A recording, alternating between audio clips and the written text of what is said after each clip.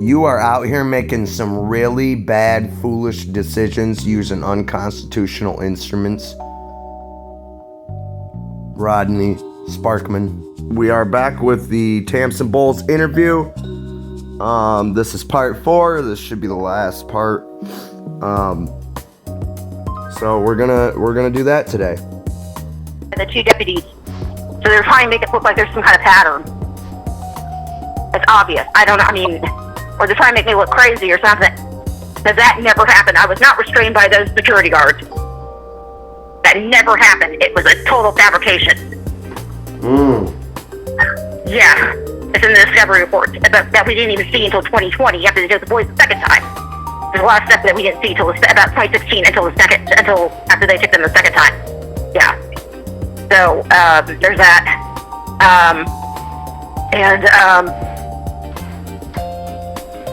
But don't tell me that's not connected to 2020 and trying to make a pattern go. So, yeah. There we go. Yeah, this is crazy. They're starting to do it. Yeah. Yeah. Sure, yeah, well. Yeah. Okay. Fraud's yeah, that was one of the there. other wild things. Yeah. What? There's definitely fraud there. Definitely, yes. Okay. Okay, and so yeah, they walked me back to the bed, and of course I was crying more, obviously, yeah, and waiting for Reggie, because he still had not gotten there to the hospital, and then finally he came, and it was too late, but he came, and then we were just trying to figure out what to do next, and then we had to go home. We had to leave there without our baby, of course, and come home to either one of our kids, and we got a ride home from one of the church members, and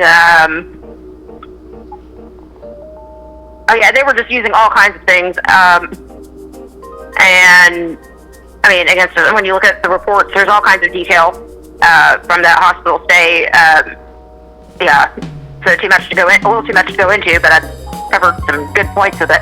And there's even more to it than that. They write down everything you say to them.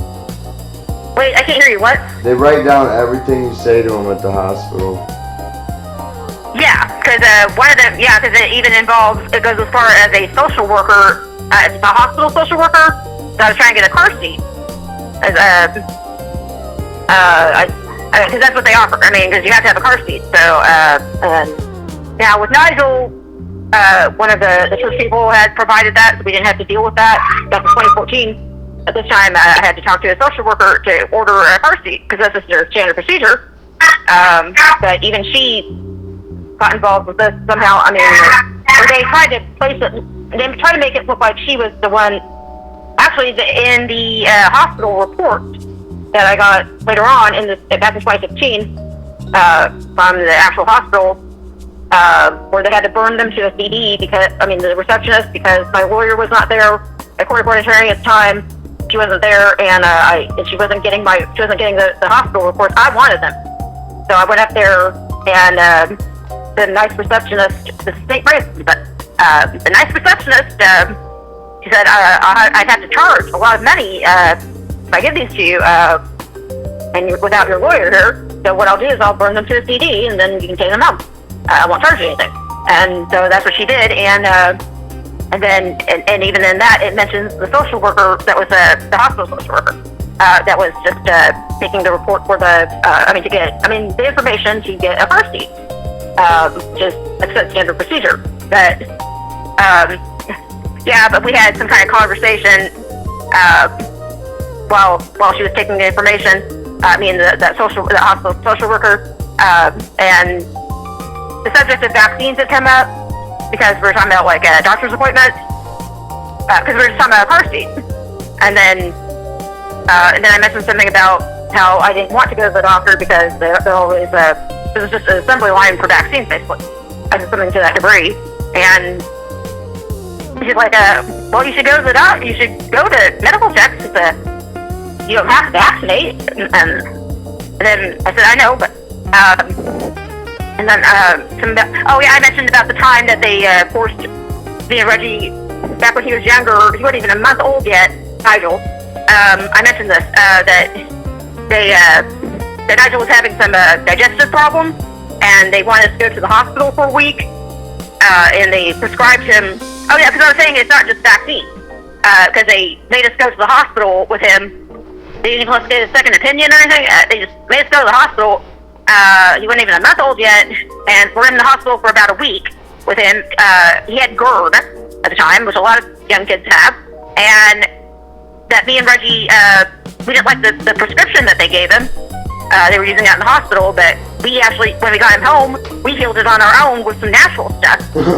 And so I was talking to her about that. The hospital social worker that's taking my information for Timogen's car seat. And when I told her that we healed Nigel's problem at that time with natural stuff, she was like, I mean, I don't know. She said, well, the only problem I have with natural stuff is that it doesn't always work. I said, I know, but in this case it did. And I didn't like the look on her face, to be honest. Because she's not totally innocent. I don't think she called, though. But in the hospital records from back then, it said that she called, that she's the one that called CPS. But yet, that's not why Courtney said anything at the door. And I just don't think that it was her. I mean, she's not totally innocent, the hospital social worker. But they were just trying to make it look like she is. Well, she was the one that did this, but the thing is, they don't want to admit that they never closed the case from back when we were at Salvation Army. They're going to try to cover it up, and they're just using her to cover it up, although she is not totally innocent. So, you can connect it. Yeah. Okay, Adrian, can I call you, is it okay if I call you right back and pick up where we left off? Is that okay? Yeah. I have to take care of Nigel real quick. Is that okay? Yep. I'll call you right back. Okay, alright, don't go anywhere. Alright, thanks. Okay, I'll be right back. Yep. 5 O's outside. Hold on. Wait, hold on. What? I'm an interview. No, my voice. Don't go to another room. Don't do that. I told you. Heard what I said. Heard what I said. Okay, alright. Are we okay? The freaking police are outside. Oh my god! Are you okay? Yeah, I'll be fine. Are they... They're not here for me. Oh, good. Okay, are we okay to pick up where we left off? Yeah. Okay, ready? Yeah, go ahead. Okay, alright, so they were just trying to make it look like she was behind this, behind the new allegations, or whatever.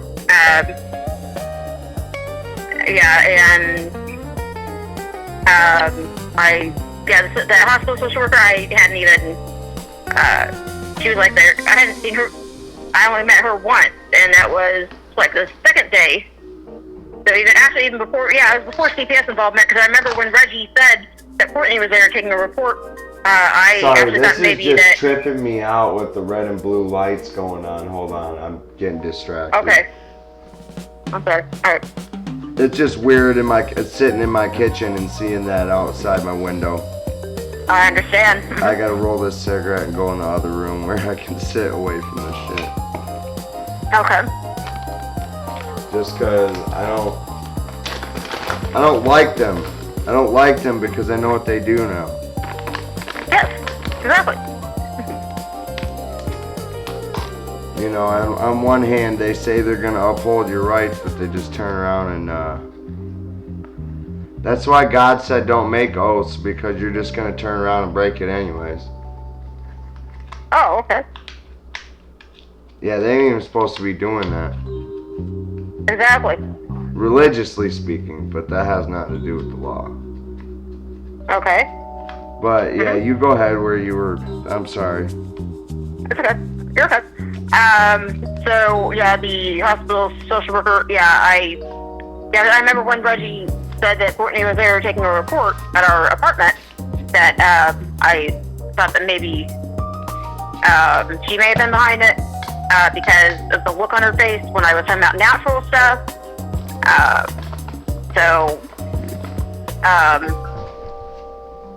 Yeah, so they made it look like in the hospital reports like That sounds like a very Rockefeller Foundation, Bohemian Grove thing to do. You mean like medical like kidnapping. Yeah. Well, yeah, it is medical kidnapping. Yes, definitely. Yeah. Yeah. But I still think she was the one. Call them. They were just trying to cover their tracks because the truth is they never really closed the case from back when they first investigated us a couple months beforehand. They were just waiting for me to give birth. It was obvious. Because why else would they have new allegations? Just waiting in the wind for you to spit out that child so they can go ahead and wrap it up. Come on, man. Yeah, because remember, it was Salvation Army that had proof of pregnancy. So yeah, they were in the social worker. I mean, not the caseworker. They were in her office beforehand. They had to then. Yeah, bro, it's obvious. I already connected. That homeless shelter turned you in or something. Who turned me in? What? That temporary homeless shelter turned you in or something. Yeah, well, the residents there, some of the other most of them were other parents that were in with us in the dorm. Yeah. Oh yeah. Yeah, I told you that a couple of the dads had threatened to beat up Reggie because I was down the hallway in the bathroom that morning at Salvation Army. There were two dads that wanted to beat Reggie's ass. One of their wives just said that Reggie was hurting Nigel by having him in the air, like a lot of parents do with their kids. Like what the hell? Like shaking him. Yeah, I mean, like he was shaking him or something. Yeah, he wasn't. I mean, he was holding him in the air, but he wasn't hurting him or anything. That one's wife said that he was, and then the other dad, it was a single dad that he was the boyfriend of one of the single moms there. But these two dads are there wanting to hurt Reggie. Reggie can take care of himself. Don't worry. But and the worker at Salvation Army that was one of the people that worked there. That's actually very nice. She was working that morning. They have somebody that's assigned to the dorms to work, the workers there, and she's very nice actually. She knew me from years before, and she intervened in that and said, go away, leave him alone. So that was good. Before it got anything escalated, because those two men, I'm pretty sure, would have been hurt. You know what I mean? So, I'm glad that was stopped. And I don't need that being pregnant, of course. I don't need any kind of trouble like that. So, but that was bad. And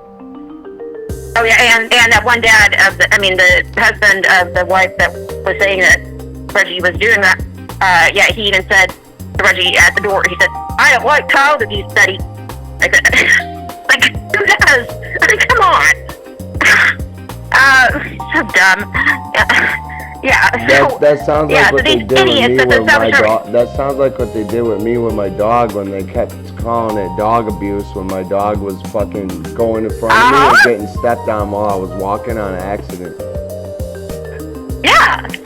Were they threatening you? Were they like Yeah, they then threatened to call the police. Yeah. Okay, but they weren't threatening violence. Direct violence. Oh yeah, no, they threatened to beat my ass too. Oh, okay. Yeah, then you understand. You totally understand. Yeah. Yeah. Okay.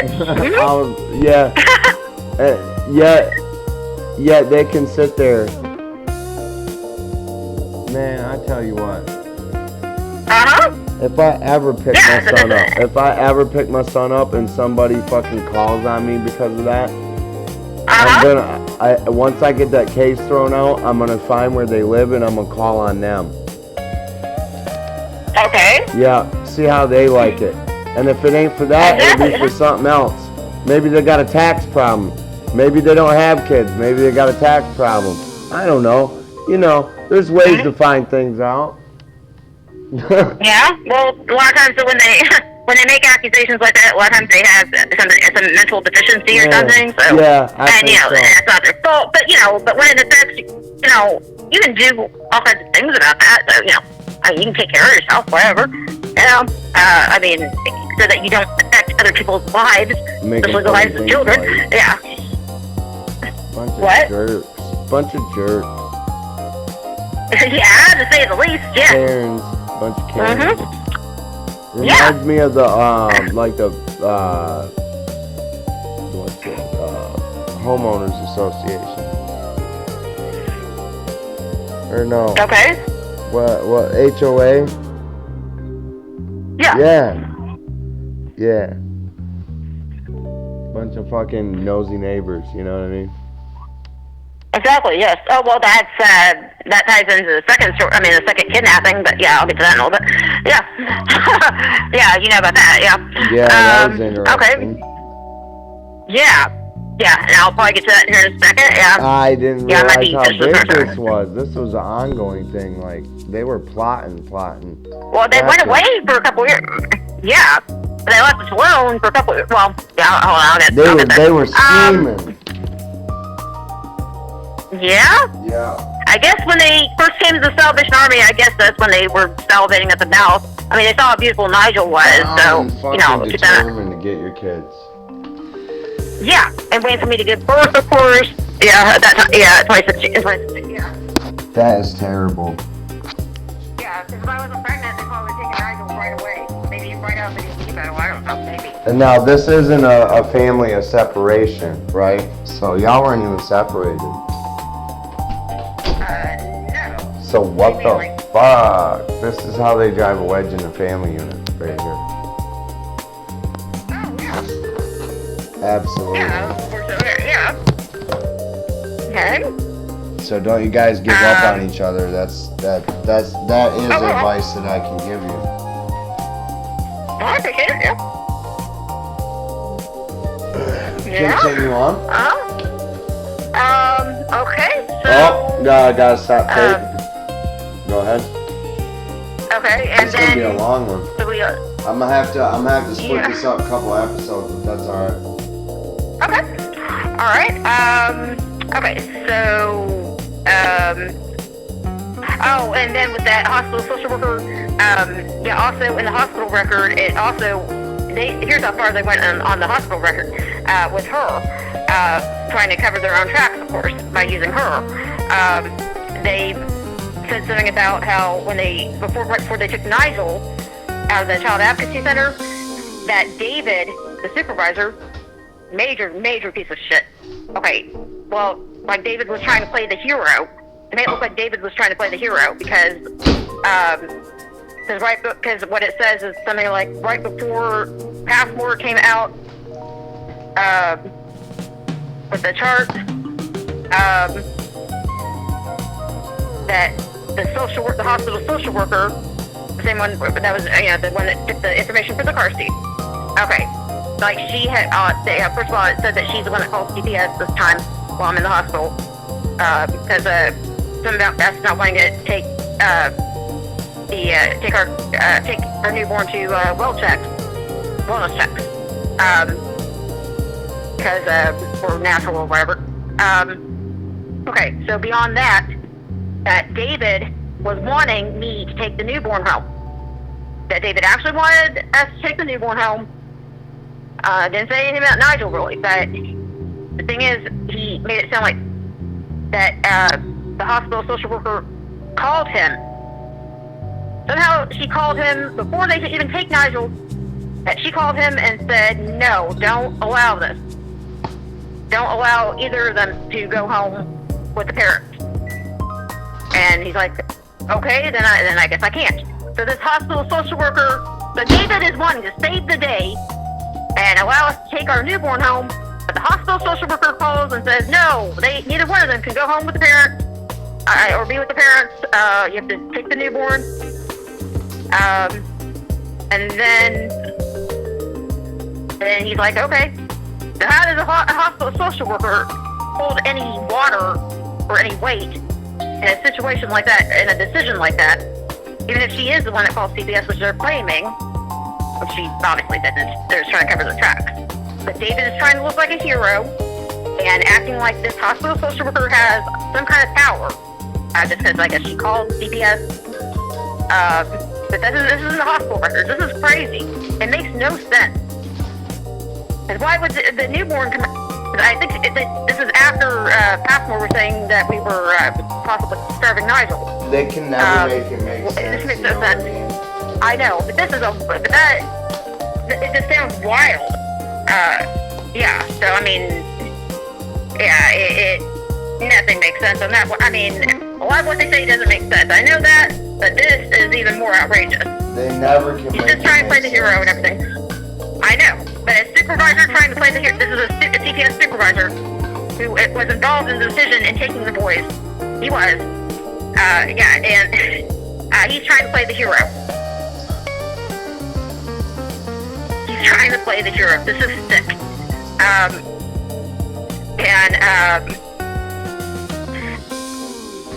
And they know it's about vaccines. I saw something about the vaccines even when they were making this decision about Nigel at the Child Advocacy Center. I saw the three of them. I saw something somewhere about the three of them colluding, about David, Courtney, and Dr. Passmore. Remember, Passmore stopped the line of questioning when he said, "We don't believe in vaccinating. We don't believe in vaccines."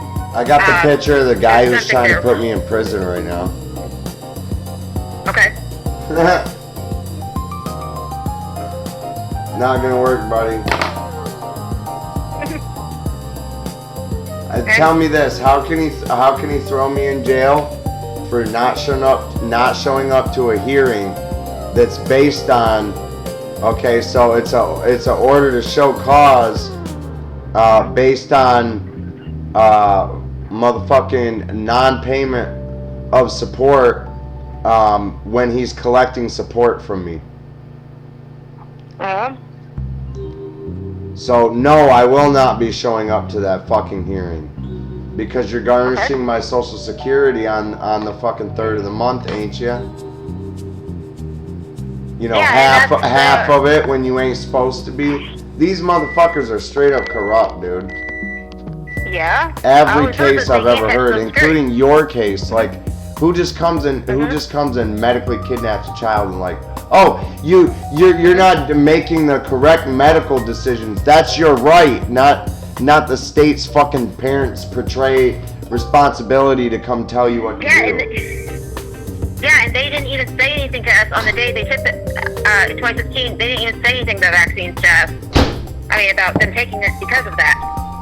That's not a legitimate reason to take somebody's child. I know, but that didn't even come up until that didn't even come up as a reason until a couple months later in the petition. Yeah, in the petition for allegations of reason for removal. That wasn't drawn up until like over a month later. Yeah, I'll get to that in a second. But yeah, okay, so they so David's trying to play the hero according to the hospital records. I wish I had some hot cocoa mix. What? I wish I had hot cocoa mix. Okay. One fucking time I ain't got it. I'm listening. Okay. And so, I saw somewhere where it talked about collusion between the three of them, David, Courtney, and Passmore. The Passmore's a child abuse physician, of course, and that it was about vaccines. I saw something somewhere. I just couldn't find it easily after that in more recent times. But I did see it. I know what I saw in Discovery reports from 2020 about 2016. Yeah. The fact that they would not even release anything until after a second time they took the boys, that is alarming right there. I mean, that's only after we hired a private lawyer. This is the part where we start getting into talking about what they caused. Yeah, I'll get there. But the fact that they wouldn't release anything until 2020. I mean, certain Discovery reports until 2020 after a second time they took them. And that's about 2016. There's stuff that we didn't know about 2016 going on behind our backs that we didn't know about. I mean, like stuff that they did. I mean, just some corruption and fraud as far as removing the boys and stuff. So there's that. But the fact that they wouldn't even show us that until after the second time, that right there. And I don't know whether it's because we hired a private attorney or not. Because I know with court-appointed attorneys in 2020, I saw between I saw some interaction between them and the assistant DA that was behind the writ of assistance and malicious prosecution and all that, and withheld discovery and all that. Matthew Helberg, I saw how he was trying to withhold discovery. No, he didn't want us to see the discovery. But we'd already had the private attorney by the time we saw the discovery. Wow. About even 2020, yeah. But the 2020 discovery included stuff about the 2016 There's your case fraud. that we never saw before. Yeah, that is a major fraud right there, even in the second case. But going back to the 2016 case, it's all connected. Yeah. I mean, because of the fraud just intercepts in ways that you wouldn't imagine. So, it's like it's out of the ordinary. I mean, even for fraud and corruption, the interlocking is just unbelievable how they did this. Yeah. So that's the best way I can describe that. There's not like I haven't seen that so much in other cases really. And When you see these motherfuckers, I want you to walk over to them and I want you to go, is it not true that you issued this perjured writ of assistance right here? Perjured sworn affidavit for writ of assistance, Yeah. You want to be when you get them on the stand and you get these motherfuckers on the stand, I want you to be asking them questions. You got me? Okay. Yeah. You be interrogating these motherfuckers. It's coming. I will. Yeah, I would. Yeah. Okay. What they did was heinous. Oh man. It was a total spit in the face of what the law is supposed to stand for. I'm telling you. Yeah, major, yes. And so 2016, it was obvious what they did because right when they took Nigel away, they probably took him to the back of that child advocacy center and did things,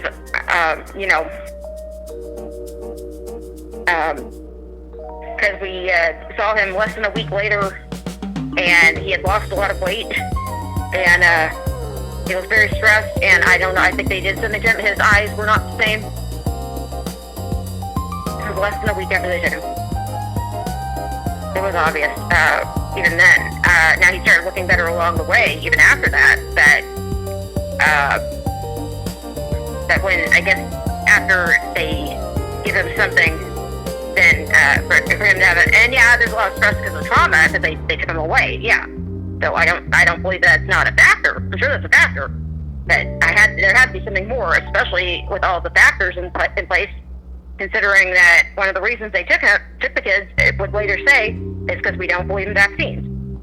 It was the only thing that was true on that petition for allegations of reasons for removal, which was drawn up for a month after they took the boys. You cannot force vaccinate someone. That's against that's against the Geneva Convention, I think.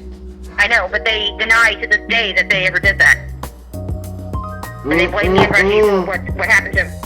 They blame me and Reggie for Nigel's problem. They say that it's because even passport, that it's because we socially and nutritionally neglected him. Yet he was on the chart the day they took him in 2016 because we have the evidence. And I'm going to get to that in a second. Actually, I'm going to get to that right now. How we know he was fine that day, that he was normal weight and normal height right before Courtney grabbed him in 2016. Because, what happened was I had been hounding Courtney because she was still on supervising on visits and stuff, like at the DHS building. This one building that DHS has their offices in, it's called Skyline Building. That's where we were seeing the boys. That building. Turn it down. Okay. And I had been hounding her, even on the phone and everything, and during communication. I said, I want to see everything since you took him. Since the day he was taken, I want to see every appointment, because we weren't at any appointments they took him to after that. So, even with passport, because he was seeing passport, that was his doctor. And both of them were. But I want to see everything that's being done while we're not there, medical-wise. And we're at a visit, just a little bit later, we're at a visit, so it was maybe several weeks after they took him, after they had taken the boys. Okay, we're at a visit in 2016, and Courtney, in my hand, she places in my hand this chart, like, that shows, she said this is all she could get. And she placed the evidence right there in my hand. Same bitch that grabbed Nigel in 2016. She places this in my hand, and it says that on June 24th of 2016, which is the day they took him, that he was, the weight it was showing and the height it was showing, normal, both of it normal for a boy his age. But that's the day they took him, and that Passmore said that he was failure to thrive, and that the only reason she could come up with him being failure to thrive is because the parents are not feeding him properly. But he wasn't even failure to thrive. And the petition for allegations of reason for removal, on that, it said that he was 19 pounds. And it left off his height. He was 19 and a half pounds, which rounded up, that's 20 pounds, which is normal for a boy his age at the time. So she rounded down his weight and left his height off, make it look like failure to thrive. But she was not failure to thrive, but she said failure to thrive, Passport, so that. That was the pediatrician. She said failure to thrive, and the reason for failure to thrive, me and Reggie are not feeding him. All she can come up with is that me and Reggie are not feeding him properly. That's not a compelling state interest to take away your child. I know, but it wasn't even true anyway. And they used it to, oh, that's kidnapping. I know. Yes, it is. Medical kidnap. Yes. Oh my God. And fraudulent medical statements too from the Passmore, which is a federal offense. Oh, this one went over. Mm-hmm. That the one only thing went that over was by actually 5 minutes. You're good. Okay, the only thing that was actually that was true on that petition for reasons of removal, the only thing on there that was true actually was parents don't believe in vaccinations. Everything else was made up. About Nigel being failure to thrive, 19 pounds, because he was 19 and a half pounds, which makes a big difference with that half pound, because you can round up, but they rounded down, and they left his height off. I mean, they didn't even say anything about his height. They didn't even make up a height. Nothing about his height. And they also said that the mother was showing signs of mental illness, that nurse that I demonstrated that I could feed Timogen to, on that fourth and final day, that she was the pediatric nurse the whole day, that she had, saw something about my mental health. Now that, they could say that, I could say that if there was something with my mental health, then, CPS was already involved, even at that point, but actually, my mental health was actually fine. I was acting decent, and I saw the Laureate lady that day, too. And she didn't have anything very negative, nothing. And don't forget, I was left alone off and on with Timogen throughout the day. And she would have been the one the pediatric nurse, she would have been the one that really needed to say, hey, don't leave her alone with him. But they were about to get her to testify. We never went to trial back in 2016. But she was a witness, and I have a feeling that she was a witness, so, and she's claiming that my mental health was unstable, and that's a reason for them taking the boys. Well, I have a feeling that she would have been called to testify, and to lie about me on the witness stand so that they could keep the boys if we had gone to trial, which we didn't. But also, I saw in 2020, here's another thing, 2020, there was in the Discovery report, this was Courtney again, falsifying this, because Courtney it said that Courtney interviewed that nurse, Kaylee, the pediatric nurse, and that, and this was falsified, this was fabrication. What's in there, and I didn't see this till 2020. This is what I would have been up against if we had gone to trial, and she would have been a witness, Kaylee, the nurse. It said that that when I was feeding Timogen, that she complimented me on feeding him, which that's true, she did, and I said thank you, that's true. But what it says in that report, and it was Courtney behind this, I know it was, it said that I was stroking my hair about like 20 times, saying thank you, while stroking my hair about 20 times, and saying thank you about like 20 times or something, that never happened. That's making you look crazy, of course. And in that petition for allegations of removal from 2016, it says that Kaylee reported I had mental health stability. My mental health seemed unstable. I wonder how many of the previous parents that she's removed children from have had the same techniques used on them. These kinds of applications and stuff? Yeah. And reports. I wonder how many there are out there. You might want to look in Oklahoma in the review sections. Yeah, I knew a mom actually here that had CPS had her kids in custody, and she said she knew Courtney from before. She had seen Courtney from before, that she knew that Courtney lies a lot. That was all she knew. Yeah, so that's kind of y'all gotta team up, say, man, yeah. because that girl's gotta be doing it to other people. Yeah, I'm not sure if that was the co-worker, but yeah, if she knows that she lied, then yeah. I know she lies frequently. But you know what I mean? Yeah. Find people that have also had problems. That's on the record, yeah. Yeah, that's on. And then show them the information on how to sue them once you know you're done learning with me. And you're pretty far along there, just like my buddy John is. I can tell because when I'm in a comment section and you come up behind me and you're like, "Here's a citation," I'm like, "Boom! Mm-hmm. That's what I'm talking about." You're doing it. Yeah. Yeah. Yeah. Yep. It's gonna be good because eventually they're gonna take me out, so somebody's gonna have to pick up the reins. It's probably gonna be you and John. Okay. I don't know. Okay. Okay. I doubt they'll be able to take me out though. Okay. Yeah. They're gonna need to produce a lot of documents. I got a notice of demand for the personal responsibility contract going out, so I might be all right, kid. But what these people did to your family, that's oh my God. Yeah.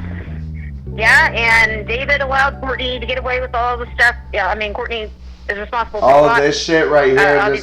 This is disgusting. Let alone how they handed him back to you. Yeah. Yeah, and David and Courtney, yeah, they were quite the team. Yeah, they were the ones in the beginning, yeah. So, yeah, and even right before that visitation, that first visit, so less than a week after they took the boys, yeah, we had a meeting with them. Like a wolf in sheep's clothes, man. They're like a shark on land or something. Yeah. It's fucking just shark in a suit. Yeah. Okay, well, we went to this meeting, less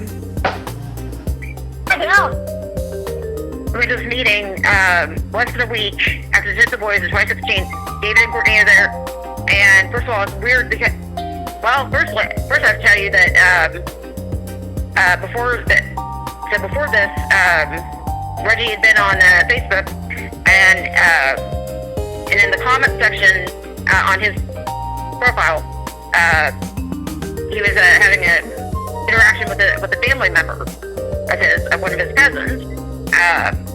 So this is just family talking, and it's obvious that CPS was looking at this because what happened was that Reggie made a comment about the nurses, the way the nurses were treating me, and like he said something about how they should be shot. He didn't say that he was going to or anything like that, just that they should be. And,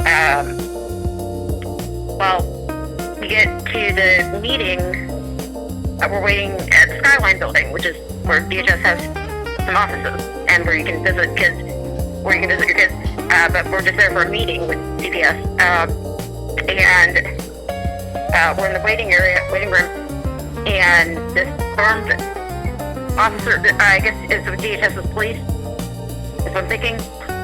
Well, anyway, and he's armed, and he comes up to Reggie and says that he needs to watch what he says on social media, and something about him. There was something about him shooting nurses that he was threatening to, And he's like, I did not threaten anyone. And he got upset, which I understand. And I got scared because I didn't know if they were going to take him away. And they didn't, but he was just warning him basically. And then we get to the meeting, and that same armed officer, has to sit there with us. They wanted him there for security because he thought he was an officer until he started acting under color of law. Yeah. Started doing things that he didn't have authority to do. So. Yeah, well, they were acting like he was to be a threat because he was talking about violence against nurses. Oh, I was talking about the cops in general. What? I was just talking about the cops in general, but yeah, no, you can't be that's not a. It would be a threat if he named a specific person. Okay, but he wasn't even threatening anyone. Right. He was just saying He didn't name a shot. specific person, so that's not a threat. He just said, geez, some nurses need to be... Yeah, some of the nurses need to be shot. Mm-hmm. Yeah. Yeah. That's not a threat. It would have been a threat if he would have named a specific person. Yeah, he even said, if I made a terrorist threat, take me away now. But they knew that wasn't true. They knew he didn't threaten anyone. They were just trying to intimidate us by having an armed man there with us at a meeting. Now, if he would have said something to the effect of, I'm going to shoot these nurses, then they could have defended it. But that's not what he said. Yeah, and they wouldn't wait until a meeting for that also. And we were already at the courthouse before that, at the JV court, where you have the but law Congress all still over the place. can't abridge the freedom of speech. Exactly, yes. Yeah, and he didn't threaten anyone anyway, so, and they know that. Yeah, they were just trying to intimidate us and trying to silence us, or trying to get us to tone our speech down. Yeah. So, they just didn't like that we weren't bowing down to their authority. Did you know mooning a public official during a commissioner meeting is considered free speech? I had a feeling it was because I've seen somebody doing that. There's been a lot of people doing it lately. Okay. Yeah, I figured you couldn't. They've been going down there and kiss my ass. That's funny. Yeah. One of them was like, kiss my American ass or something like that. I just started laughing. Mm-hmm. That's funny. Okay. So we had our meeting, and... But yeah, no, they shouldn't have took your kids over all that shit. That's not... Yeah, of course. Come on, man. I know, and at the meeting they were treating us like children. They were gaslighting us and everything.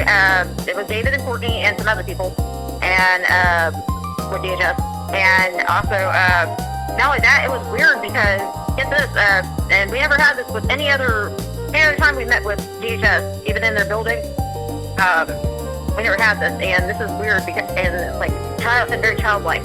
Everybody in the meeting, except for the armed guard, everybody, even the workers, Courtney, David, me, Reggie, what they had us all do, even Courtney and David, we all had to wear these name tags. Like in kindergarten, they might have you put on a name tag on your shirt and write in big letters your first name, and that with a black marker. We all did that. To be in that meeting, we all had to do that. Even Courtney and David did that with their names, a name tag. And me and Reggie, it was like being in kindergarten. Yeah. Yeah. What the heck? What? What are these people doing? Exactly. Do they have nothing better to do in life but interject themselves into other people's family life? Exactly. And big letters, everybody has their name in big letters, and there's an armed man there, law enforcement, because Reggie made a so-called threat, whatever. He was talking about with a family member. We have an armed man there, and we're all like in a kindergarten class. This is crazy. And I'm upset. I just given birth and they take it, they take him out of the hospital, a newborn. Hold on. Yeah, do your thing. What, dear? Hold on. Nigel! Hold on 1 second. Sit down, sit down. Huh? What?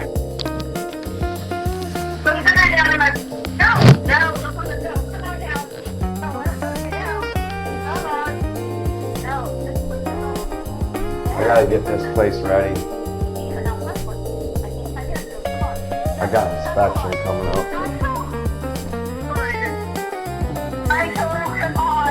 Yeah, so for them to be doing that, to be going to those measures at a meeting, it's like a kindergarten class, and you have an armed man there, where an armed man comes to your husband and says something about their speech, and making it sound like they were threatening someone, being violence towards someone, when he wasn't.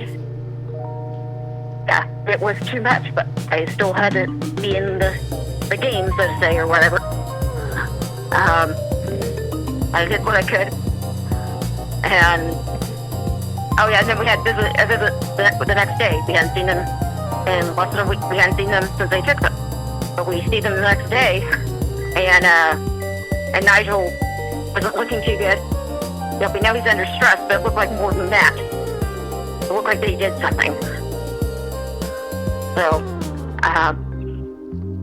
and this was and the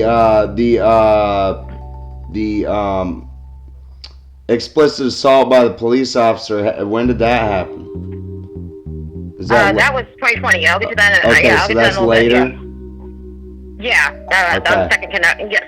Okay. So then 2016. Yeah, we had some visits before it goes to permanency, which is where they. The permanency workers, DHS, that's a different wing of DHS. They're there to reunite. They say to reunite your kids with you, but they can oftentimes be worse than the workers that CPS that grabs the kids and stuff. So they can often be just as worse, if not far worse.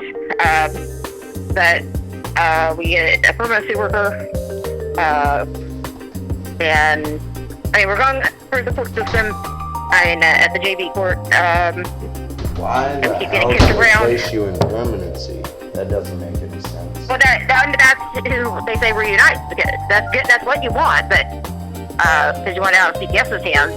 You want it into a different wing. They're supposed to be there to reunite the permanency workers, but they can oftentimes be just as bad, if not worse, than the CPS workers that actually grab the kids. That is what it's called, permanency worker. So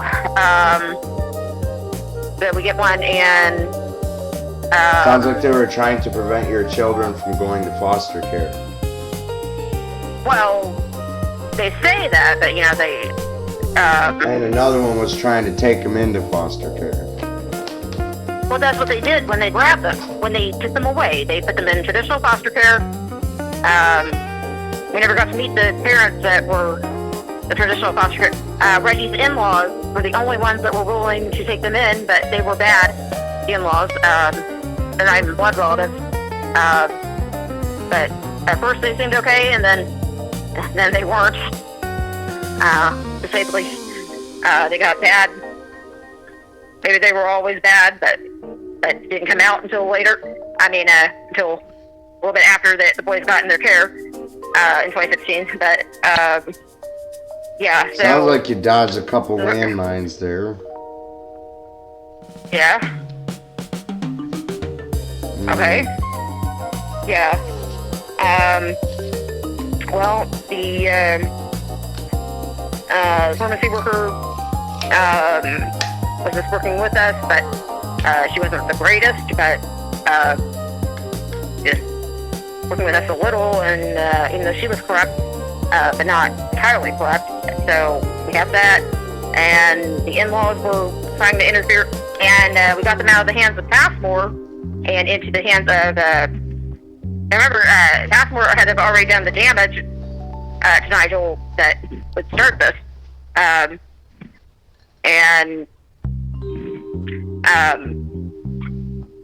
Now, there's also the fact that, I'm trying to remember, and at the courthouse, the petition for allegation, we didn't even have lawyers, by the way, until they had the petition for allegations of the reasons for removal, which was over a month after they took the boys, and that's where these allegations were, and the only thing on it was that it was true, that was, that we, don't believe in vaccinations, that's where Nigel, his weight was rounded down, and only because me and Reggie weren't feeding him properly, whatever, all that nonsense. Oh yeah, and from Kaylee, that the mother's, that something that was wrong with the mother's mental health, didn't have specifics, but the specifics were later provided in the discovery reports or whatever. And even the discovery report said that Kaylee reported to Courtney that she didn't believe it would be a good idea to take the newborn home because I wouldn't be able to care for him. Yet, even though Reggie is there, but she had no reason to say that because I demonstrated I could feed him and everything. So this is all Courtney. But anyway, but that's what I would have had to go up against if they had gone to trial in 2016. But in 2016, we had the permanency worker, we had the in-laws after traditional foster care. They went to the in-laws. The in-laws became horrible people along the way, even then. And the in-laws don't like us because they don't have any kids of their own, not even grown, and they don't like our parenting style. Now here's another thing regarding the in-laws and medical, because what happened was we got them out of the hands of Passmore and into a new doctor. Hold on. What? I'm being recorded. I am being recorded. Okay, go ahead and say something. What do you want to say? Keep it short. You can talk. Okay, fine. Okay. Never mind. Okay. You need to say something, you can say it. Just don't go on too long. Quick. Okay. And, when we got them out of Passmore's hands back then, we got him into this pediatrician. It was Timogen's pediatrician from birth. His name was Dr. Cyrus. Now, he wasn't in there any of this time. He was the doctor once we got them in with the in-laws. It was him and his minions, Dr. Cyrus and his minions, but they were very pro-vaccine. And in fact, we went to a medical appointment early on. So this is months after they had taken the kids, 2016. Okay, we go to a medical appointment, and they were going hard for vaccines, especially with Nigel.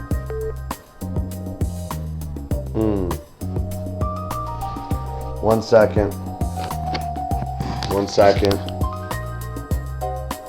People calling me before texting me to ask me if they can call me. Sorry. Okay. People always do this. They call me whenever they feel like calling me, and then I can't answer them. Because I'm already busy on the phone with another parent, and it goes all day long, and then I never work on my case, and I go to fucking prison. But continue. Okay, alright, hold on, what's the name? Where were we at? Okay, yeah, the doctor that they replaced Passmore in 2016, now they were not much better. It's Dr. Cyrus and his minions. Okay, so Dr. Cyrus didn't come in there, but his minions were horrible. It was one minion. Okay, one of the doctors there in the office. Her name was Dr. Desponto. Okay, yeah, I remember her name. Yeah. So anyways, we go to her because that's the doctor that they got away from because we took the power of Passmore's hands. and into the new doctor. Okay, well, so we go to an appointment, and they're pushing hard for Nigel. I guess it'd be a second round of MMR because I believe the first one was in the day that they took him away. I mean, with Passport in the gang. So, and they're acting like Nigel hadn't had any vaccines since he was taken. And of course, he never had, as we know, he never had one well with us, of course. So, they're acting like he just needs his vaccines, whatever, especially this MMR. In fact, she was pointing, Dr. Swanson, she was pointing. There were pictures on the wall of kids with measles, and she was trying to scare us. She was like pointing to the pictures, like, and you see her finger was half pointing to the pictures, trying to scare us. And oh, that's neat. Okay. Oh, Tamsen, wonderful. Okay. Okay. So, and of course, saying no, we even signed something saying no vaccines at all. I mean, one of those waivers or something. And oh yeah, Nigel was like almost 2 years old. Oh yeah, he was like 2 years old at the time. Yeah. So, and that's for both boys, like a waiver or some kind in the office. Yeah, and then they told us that that they would have. Oh, and I have to tell you, this is crucial. This is important part of the story because Reggie's other family, two of the family members of Reggie's that also don't like us, they were there, but not the in-laws. They were actually, we were told that the in-laws were at a foster class that day. They weren't even at work that day. They were at a foster class. But the other two members of the family, which is actually Reggie's sister and the mother of Reggie's sister-in-law. So Reggie's sister's mother-in-law. Well, anyways, I know that gets a little confusing. But those two were there. But when we walked into this appointment, by the way, in the waiting room, when we walked in the door, they acted like they were surprised to see us. So that was weird. I had to wonder what would have happened if we weren't even there. Like, because they were pushing vaccines, I'm sure they would not have called us and said, oh, we need to, well, his parents aren't here, so we need to make sure that it's okay with his parents. I doubt that would have happened, especially the way they were fear-mongering about the measles. And the mother-in-law, she was the mother of the in-law, she was actually getting scared about the measles. Me and Reggie were backing down. But anyway, so to get back around to where this is going, they scheduled another appointment, and they scheduled the next wellness check, and we didn't write it down, we just memorized it. They didn't give us a card, we didn't ask for a card, but we memorized the date, we came home and put it on the calendar, and just planned to try to be there, and then we were waiting, and then one day, okay, well, when that date came up, we were, I remember we were at a coffee house that morning because we were getting ready for an appointment, like at this other place where we see the boys. It was across from there, but we knew there was an appointment scheduled for later that day, and now the sister-in-law who had kinship of the boys, who hates us, she would call every morning because she would drive them on the way to daycare so she could go to work. And she drives the boys there, and she would call me so I could hear some of Nigel's voice. And Jim would be in the back. He was an infant at the time, but at least I know he's there. So she called so I could at least hear them a little while she's on the way to daycare. And so she called that morning, and we're at the coffee house. And I said to her, okay, and I will see you later at the appointment. And she said, what are you talking about? And I said, they have a doctor's appointment later today. They have a doctor's appointment later today. And she said, no, they went to the doctor, and she gave me the date. And that wasn't scheduled. Now remember, she was not at the doctor's appointment where they were pushing hard for the vaccine. She was not there. And she's going to play innocent. And she's going to protect her mother. Reggie's sister is something else. So she's going to protect her husband, who is the brother of this bitch that has kinship with the boys. I know it's a little confusing, but I didn't want to explain it too much. But yeah, that's the situation. And anyways, so the sister-in-law, she's saying to me that they already had an appointment, and she doesn't know anything about it being today. She didn't know what I was talking about. And so once I hung up with her, I called the doctor's office to find out what was going on. And the receptionist, I was trying to find out. I was saying, what happened with today's date being scheduled? Why was it on this other day that we were told about? And she put me on hold for a long time. And somehow I was back on with her. I was still trying to find out what was going on. She was being very shady. And then she hung up on me. Well, first she says, everything's fine. And then the thing is, I was giving her the runner. I was giving her the what do you call it? Where I'm trying to find out. I'm trying to find out what's going on. So, and she's not making any sense because of the date that we were told. So I'm basically accusing her of something going on. Well, basically calling her a liar, I guess, but whatever. I mean, somebody lied, and I'm trying to find out what's going on. So she doesn't like that, and you can hear it in her voice. And then she says, everything's fine, and then she hung up on me.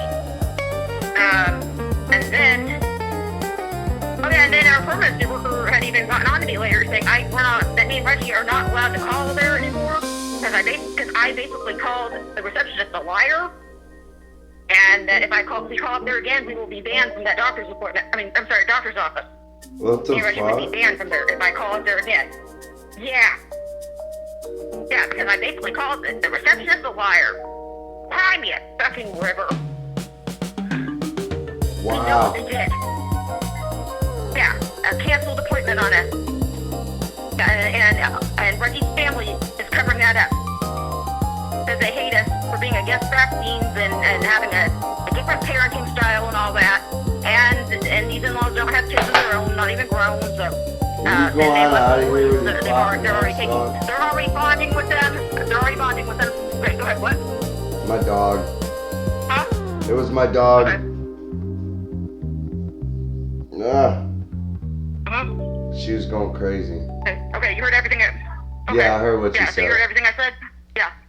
Okay. Yeah.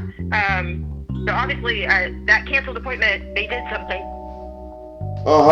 Just like the day they took him away, and now it's a different doctor, but yeah. And we thought having a different doctor would be better, but this one wasn't any better. So, they set Nigel up. All of these people, these medical people. So first the child pediatrician, then the pediatrician that we thought to be more trusted. They all fucked him up. That's why they took him away, so they could fuck him up. Or trying to fuck him up, and they're far advantage. Yeah, and so that's what they returned us. When they gave him back, they had them 6 months in custody, where we have regular visits, and then we were waiting for the trial. They kept bouncing the trial around on us, the adjudication trial, and back then they even offered a jury. We had a choice between jury and non-jury, and we just went with not for different reasons, but non-jury. And they still kept bouncing the trial around, and Courtney had even lied in the petition for allegations for removal, so that she was saying that when she came to the apartment to investigate, that's when I was still in the hospital with Imogen, that Nigel can stand up and walk, that he can stand up or walk. But we have video that we discovered right before the trial was scheduled. We had a friend of ours that had taken a video of Nigel, recorded a video of Nigel about 2 weeks before the boys were taken, so about 2 weeks before Imogen was born. Nigel was in his packing play, walking around saying, talking a little bit, looking very healthy. He was walking and talking and standing up. That's where he says, that's okay. He's playing with Reggie's jacket. Very cute. But that was about 2 weeks before they took him.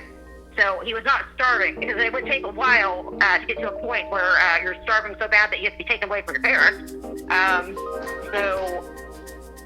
out that evidence on his phone, because he had discovered it, that he realized that he had that on his phone. And I went to go show that to my corporate attorney, and she said, just hold on to that. You use that at trial. Just hold on to that. And because I said to her, because I showed her that, I said, does this look like a starving child to you? She said, no. And so she said, just hold on to it. You're going to have to refrain from telling this entire story to the judge. I know. I'm just saying it to you and your people that are listening. Oh, absolutely. Yeah, because you know what? If it becomes an issue, you can take different parts of this and this is ongoing. So you have multiple different lawsuits you can pull off here. Okay. So I can't tell you what you should do, but I can tell you what you can do. Yeah, I mean, I can break it down. I mean, where the major violations are. I mean, this is just more detail oriented. Yeah. It's fine. You continue. Yeah. This is I'm liking hearing the story about how all this. Yeah.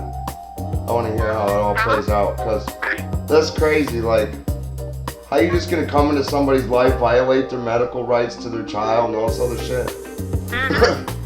And then, exactly. Yes. And then we haven't even got to the coup de grace of what happened on the original first video you had me post. That was explosive. I don't know if you know, that was one of my better performing videos.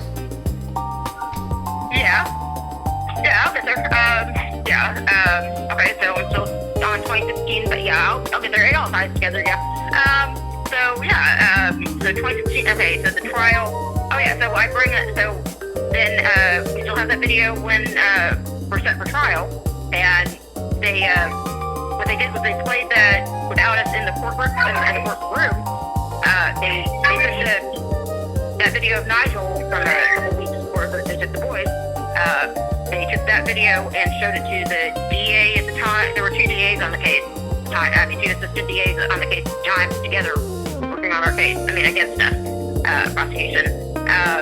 And the judge and so our attorneys, our corporate attorneys, they took that in there while we were in the waiting room, waiting area at the hallway. And they played that for them. And I think that video scared them. I don't know. But, because it's going to really show that Courtney, how much because that report came from Courtney about him not standing and walking the day she was in our apartment. But yeah, he was. It's really going to make her look bad. That he was walking and talking? Yeah. That he said, well, he could walk and stand up? Yeah. Yeah, because he was walking and standing up just 2 weeks before they were taken, so yeah. Because it's on video. So yeah. And then when you got your son back, he was permanently had a condition placed on him, right? Hold on, I'm getting there. Yeah, but I'm getting there. Yeah. Okay, we're not quite there yet. Okay. Almost, but yeah. Okay. I'm just trying to make sure where we're at here. Hey, hold on. Let's go get Nigel again. Hold on. Nigel got away from me. Yeah, this is fucking awesome. I don't know how somebody could do that to a person. Exactly. Yeah, you're hearing it right now, what they done to us. You're hearing it. Nigel, get up. Nigel, get up. No. Ran there and ran water. Now, that's what he does. Just gets away from us, goes to run water. It's all bad, I guess. Yeah, but he's 11 years old. And this is autism. Yeah. Where was it? They kept bouncing the trial around. They were making us an offer that was hard to refuse. We wanted to go to trial because of how illegal the petition was. And even Reggie's lawyer said how illegal it is. Although it didn't use anything, but even he acknowledged that, just in private, that it's illegal. Because it's a vaccine thing. The beliefs, the spirits don't believe in it as a reason for removal. That's the only thing on there is true. The only thing on there is true. So anyway, okay, so, where was it? So, he, oh yeah, and they kept bouncing the trial around, and probably we're gonna, I mean, the judge kept coming up with excuses. This is Judge Sportman, by the way, he was the judge full time, and in the beginning of the 2020 case. But yeah, he, kept coming up with excuses for, bouncing the trial around, and meanwhile, Docker was on the table about, that we could take the boys home and work some services or whatever. We don't have to sign anything.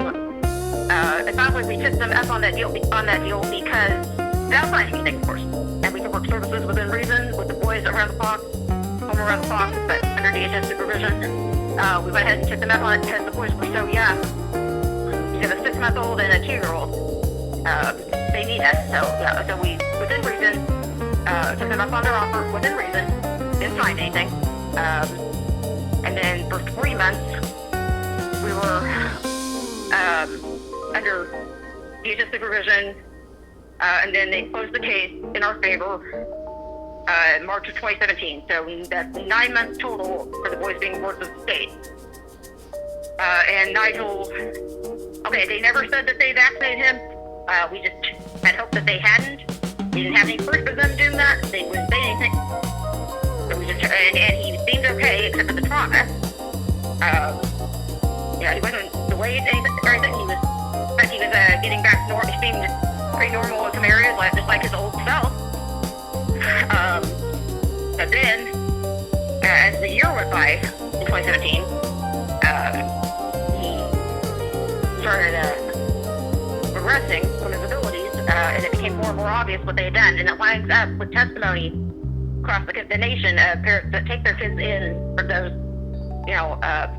it's the same thing. So it was obvious. Of course, there's no record of it because they cover their tracks, but it was obvious. I mean, look at the petition.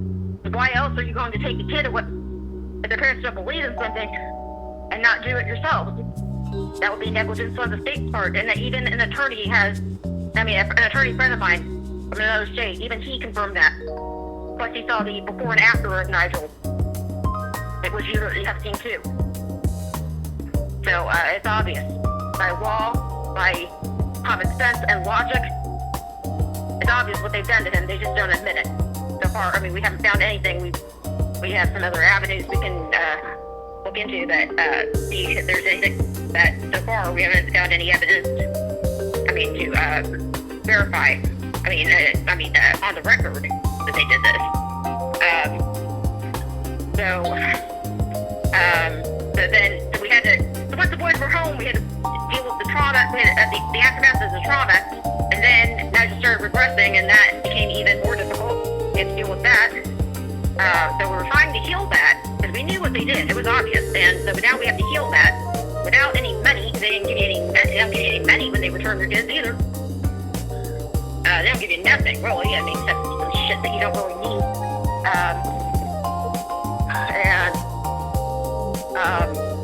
And we're trying to deal with that, and we ended up we had to move to another apartment for different reasons. So we're in a new apartment. We're still trying to heal Nigel. They hadn't stuck with us in a couple of years. And so we're in a new apartment, but 2019, but no, so not, go ahead, okay. 2019, but 2019 we moved into our new apartment, and then later that year in 2019, that we're in there for several months before anything occurs, with CPS. There was a neighbor, so now we're on the 2020 case. There was a neighbor that had,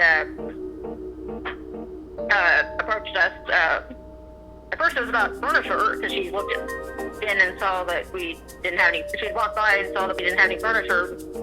I guess because she could see in because Nigel had torn off some of the blinds because of his problem that the preppers gave him.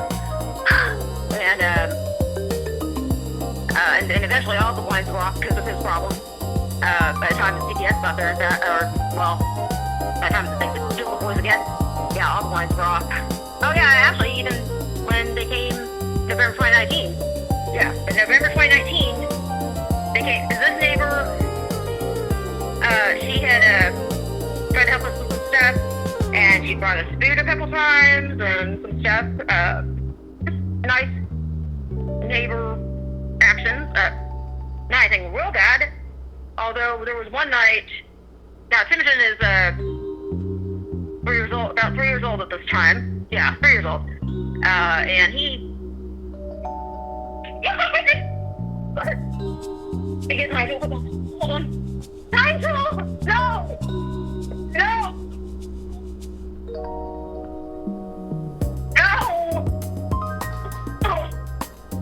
And one night where she came to the door with some stuff, and Imogen started clinging to my side. He's like 3 years old, it's not okay. And yeah, he was clinging to my side because he knew something wasn't right with her, obviously. That's why else would he cling to my side? He acted like he was scared, a little scared. He knew something was wrong. Imogen's smart, you know that. So, and even at that age, she's pretty smart. So,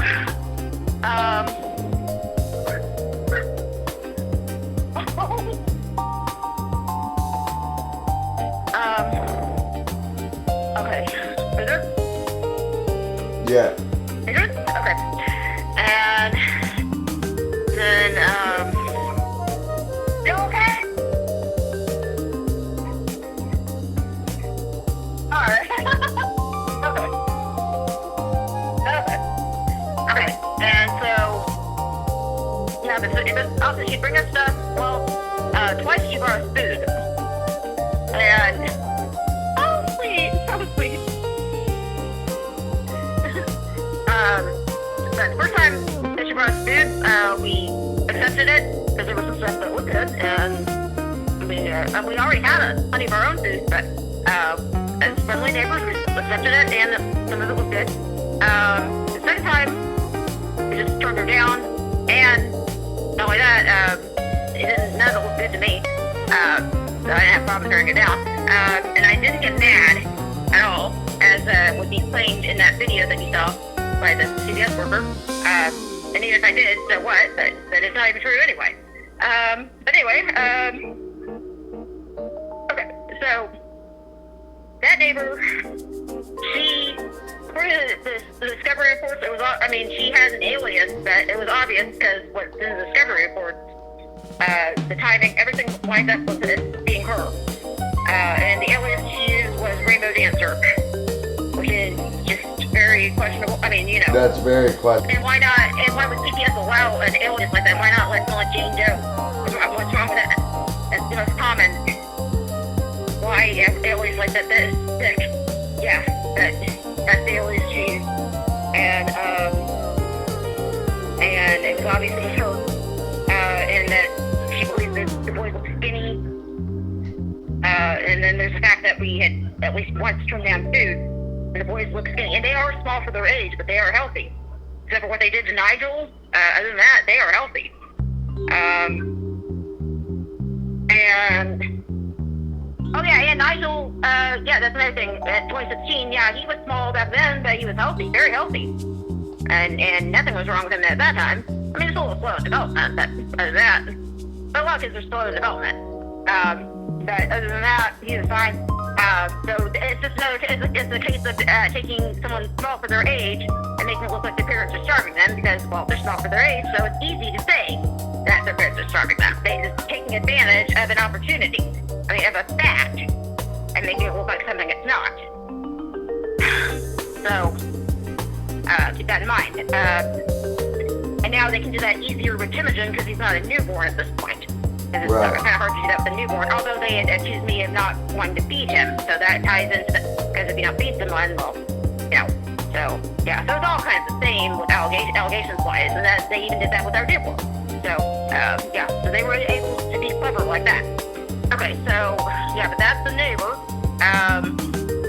Well, anyways, So the neighbor called CPS on you because you wouldn't feed your kid the neighbor's food? Wow.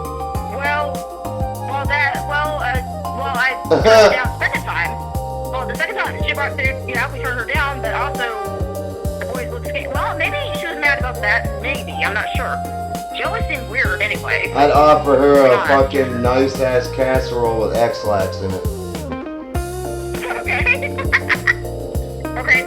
Oh, and can I back real quick so I just remembered something about the hospital? And the same hospital is going to play into this, so it kind of connects. I don't know if I said this before, but if we've gone to OSU Medical Center for Imogen Sport, also, I have a feeling that they would have come up with something. Remember, they said if there's a problem, and I was scared about them making up a problem, even back then, before they took the kids. So I was always worried about they taking the kids away. But anyways, if we'd gone to OSU, if we had chosen OSU Medical Center, I believe that they would have come up with a problem about Imogen that wasn't even there, and use that as an excuse to transfer him over to St. Francis, and knowing that we don't have a car and everything, it's hard to get over there. Me and Reggie to get over there, because St. Francis is actually the most common with trafficking for kids in the city. Wow, look at that. Yeah. Yeah, I forgot to mention that, because that's going to play, St. Francis is going to play into this also. You'll find out why, yeah. Well, actually, you kind of already know, but I'm going to remind you. Well, I think I think that medical institute, the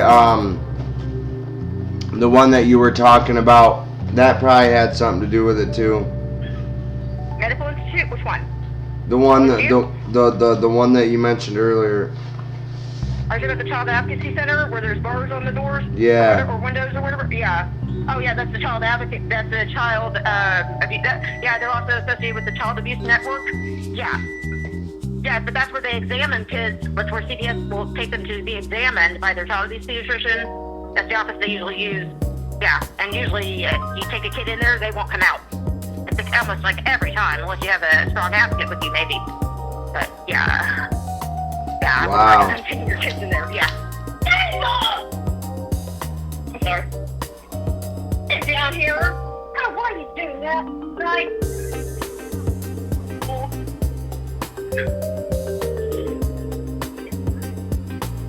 Oh. Hey. Okay, I'm back. Okay, yeah.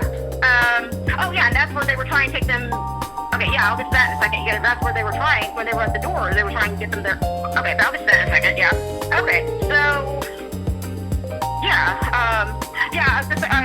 I think they would have come up with a reason. If Susan had been born at OSU Medical Center, they probably would have transferred him over there, made up a problem, so they do just traffic him easier. Okay, but yeah, okay, I already said that, sorry.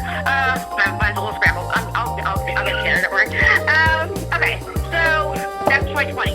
Okay, or 2019 actually, because that's when Rainbow Dancer, and the neighbor, she called the authorities, saying that the boys, for whatever reason, I mean, she was weird anyway, but, oh yeah, and also, this new apartment we were in, I'm going to add that the nearest hospital on that one was St. Francis. That's going to play in the background. Okay, so anyway, the neighbor called, and the boy looked skinny, and I guess that we had turned down food, whatever. And so November of 2019, at the sliding glass door, and all the blinds are torn off now because of Nigel's problem. So she can see in there the worker that came, that's Christy Hilton, the blonde, that you know, the infamous blonde, I guess. Yeah, she comes to the door by herself. She doesn't have any paperwork, nothing like that. I mean, not from based on reports or anything. She's there to investigate because, well, obviously there was a problem. Okay, well, she's there to investigate, and she sees all four of us, and we have dinner on the stove, spaghetti actually, and the four of us are in the living room, and she can see us through the sliding glass door, and we can hear, and then we see her name tag, you know, what she's with. I mean, it's obvious what she's with, who she's with. What agency, and she says that she needs to talk to us about, she needs to talk to us about our children. So she says all four of us, and me and Reggie both tell her no. We're shaking our heads no. We're both saying no. And Imogen waved to her, and she waved back, and then she turned around and walked away on her cell phone talking to someone. Couldn't hear what she's saying, but she's talking on her cell phone as she's walking away, and that's it. November 2019.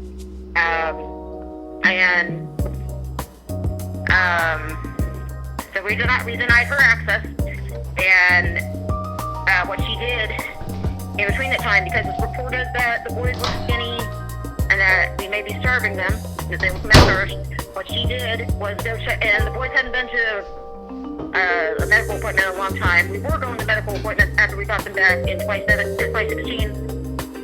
Even after the case closed, we were going to medical checks, just for height and weight checks, like we did with Nigel when he was younger, that kind of thing. But so we were doing that, but then it became more of an assembly line for a vaccine, so we just stopped it, and it got ridiculous. Like we did with Nigel, we just keep going. And I mean, there's some wild stories behind that even, but I won't go there. But yeah, we quit going, and we're like, yeah, okay, if there's any problem with the ER or whatever, but there wasn't. The only problem that we had was what they did to Nigel, which we were working on, going on our own. So where are we? Yeah. Okay. So we're working on that. We're trying to heal Nigel. We're in the process. We're trying to heal Nigel. We know that the regular doctors don't have anything in their bag. We're just trying to do what we can for him. We're in the process of healing him. And anyways, she checks their medical records and sees that they had not been to a medical check in a long time. And of course, the neighbor had already reported them as looking skinny, malnourished, whatever, and that he turned down food. So with that said, what Kirsty does, we don't hear anything from anyone, from them within about 2 months go by. We hear nothing from them until the morning of January 10th, 2020. It's between 11 a.m. to 11:30 a.m. Reggie's at the store getting set for dinner. I'm home with the boys. And there's a knock at the door, because what Kirsty did that morning was call 911, because she knew because we had already denied her access we just let her in the door in November 2019. So January 10th, 2020, all they have is a DHS referral. She called 911 to get law enforcement to try to get us to open the door. She comes with other CPS workers and the Tulsa Police Department, as 911 allowed that. She called 911 to get it orchestrated. And so they come, so there's her and 2 other workers. One's like a supervisor, that's one that was recording, Charmaine. She was recording at first, Charmaine. And then there's another one named Angela. That's the other one. And then you can see the blonde, that's Kirsty. Okay, so the 3 of them are there. That's with CPS. There's 4 Tulsa police officers, 2 male and 2 female. They're in front. All 7 of these people are in front of my door, the sliding glass door. So I'm home with the boys. The boys come out. We're in the kitchen actually, and the boys. And there's a knock at the door. But the boys walk out into the living room before I do, and then so the first thing they see. And it's on video, that's the first thing they see are both the boys walking. Hold on, where you go? Okay. And then I see them outside the door, and I immediately began aggressing my rights. I said, yeah, because I said, do you have a warrant? That's the first thing I said. And, Nigel! And that's when the main police officer, his name was Donnie. Okay, he said, I don't need a warrant. He was screaming. And Charmaine was recording at the time that they had not activated their body cams, the police. But Charmaine was recording with her phone. She recorded the boys walking into the living room and saying that he doesn't need a warrant. And you can't hear me say, but before that, you cannot hear me say that I'm behind a sliding glass door, and I'm not recording for different reasons. There are no surveillance cameras either, so you can't hear what I'm saying. It's hard to hear what I'm saying. So I did say, do you have a warrant? Okay, but you hear him scream, I don't need a warrant. He has his hand on his gun, and then the officer next to him, that's a female, and she says, her name's Megan, by the way. And and the other female officer, her name was Megan also. And, yeah, different spelling, but yeah. That's a birthday Megan. Yeah, and, okay, so that Megan, she said, and I did not understand what she was saying. The only reason I even found out what she was saying is because of that video. Where she said, don't do this, as in don't exercise your constitutional right. Yeah, because I did not understand her, yeah. And luckily I had that video shown that she said that. Oh, I'm about to exercise them right up here. Yeah. Yeah. Yeah. That's why the worker was reporting, but then she stopped reporting. Fuck you, Tulsa PD. Fuck you. Yeah. Yeah. Fuck you for that. Fuck you for that. Yeah. Yeah. Yeah, and then she quit recording, and then they activated their body cams, which is automatic 30-second first 30 seconds on mute, and so you cannot hear them. Well, a friend of ours later would wind up my testimony with what they were saying. I mean, on AI or whatever it was, not AI, but whatever it was, voiceover. Because what he said was, because the next thing I said was, I have nothing to say, I wish to speak to an attorney, or I don't answer questions, I wish to speak to an attorney. I think I said I have nothing to say, I wish to speak to an attorney. And then he said, you don't have the right to an attorney. That's when it's still on automatic mute, because they had activated their body cams. It's for 30 seconds, so that voiceover, so it's okay. If we never get that, that's not them. But anyways, so he says you don't have the right to an attorney, and then he threatened to arrest me for child endangerment if I did not open the door to talk to the workers. I still wasn't getting in. And once he said once he said all of that stuff, I knew that this was some serious shit, and I was really scared. I just went to the bedroom to call Reggie and let him know what's going on, and I closed the door. Because now all I can think about, even more so, I mean, it was like that before, but now even more so, I have to protect my babies. I don't know what they'll do. I don't know whether they're coming in or what. I didn't know what they would do. I had to hide in a way. I mean, just in the bedroom, that's all. And keep the boys in there with me until Reggie got home. And anyways, and you can see what they were all doing, as you've seen many times, what they were all doing outside the door, like almost having a party. I mean, it's like a celebration of sorts. Laughing and gay, like clown. I don't know. I mean, crazy. This is crazy. That sounds very satanic to me. Yeah, and you saw how they were. Yeah, that did look. Yeah, what you're saying. Yeah, exactly. I would say so. Yeah. Yeah, I mean they were having a merry time. Yeah, a fun time. Yeah. And oh yeah, and what it was, they weren't even there to steal the kids necessarily, not directly. I mean, what they were, like I said, DHS referral. It was a DHS referral. They were trying to get the kids to see the same child abuse pediatrician that lied about Nigel, 2016, passport, at the same place with the bars on the doors or windows, whatever. Child advocacy center. That's where they wanted us to take them to. Get us to submit our boys to an unnecessary, unwanted medical check. We weren't having it, of course.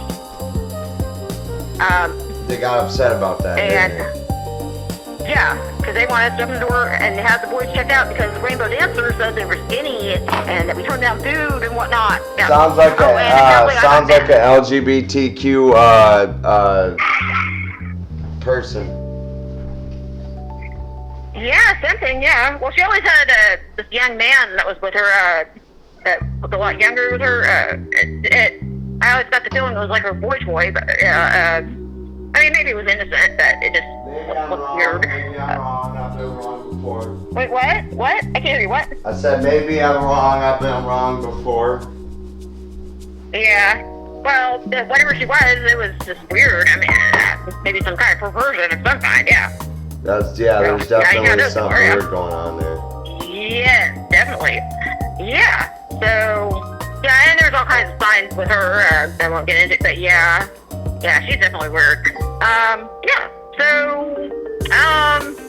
they got that, and so the Tulsa Police Department, actually, they are losing their qualified immunity at this point, and they knew it. yeah, I mean, all the things are, yeah, the other Megan, the female police officer, the other one named Megan, yeah, she's the one that said, when I ran to the bedroom, she's the one that said that I was probably going in there to flush my drugs down the toilet. And then, yeah, and she was laughing a lot. Yeah, she was joking, but still. Oh, yeah, and that other Megan that said, don't do this, yeah, she's the one that said that I was all blue in the mouth. And then Charmaine said the boys had dark circles on their eyes. She called the ADA. She called the ADA on my porch, trying to get a verbal order from him to get in for the police to get in the door so they can get them to the Justice Center. That's also what it's called, the Child Advocate Center. It's also called the Justice Center. Yeah, that's where they did what they did to Nigel in 2016 with passport. Yeah, so anyway, yeah, but he said, no, I cannot give a verbal order, but you need to type up an affidavit. And she was repeating what he was saying right there on the video.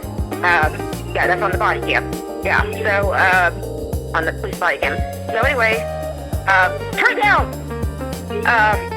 So anyways, so then, oh yeah, and then the other male officer, his name was David, not the David from later in the evening that kind of looked like Donnie. That was all from the sheriff's department. But this David with the police department that was behind Donnie, Donnie's the one that said I don't need a warrant and all that other nonsense. David, the same height. Now remember, Donnie just said that they don't need a warrant. That David is behind him. David, the police officer, the other police officer, he is behind him, running my name for warrants. He has his gloves on. He's ready to go hands on. You can hear his taser. Well, the tasers were already going actually when they got there, but I think the taser was more going, it seems. You guys get his gloves on in case he has to break in if I have a warrant, because he's running my name for warrants so they can have an excuse to get there and take the boys to the medical check. Reggie's not even there to consent to the medical check. Don't forget that. They know it's a two-parent household. Don't tell me they don't. Okay, what? That's that right. Uh-huh. Yeah, exactly. So, yeah. So, then, oh yeah, but they didn't care about my consent back in the, yeah, well, Reggie at least consulted with me back then. I mean, he had time to consult with me on that back in 2016 about the medical check. But, okay, yeah, but this time, Reggie's at the store and police are in front of my door, so it's different. Yeah, that they were willing to come in and go hands-on and drag the boys to a medical check and put me in jail if I have a warrant. Yeah, but I didn't have any warrants anyway. So they're trying to figure out how they can get in without causing a problem. They know they're losing their qualified immunity, and they even told CPS, according to Discovery, they even told CPS that they would help them, just wait for the right paperwork and whatnot. But then, as the paperwork was coming down, actually, they said, we can't help with this, call the sheriff's department. So, that's what they did. Because later in the evening, to cut to the chase,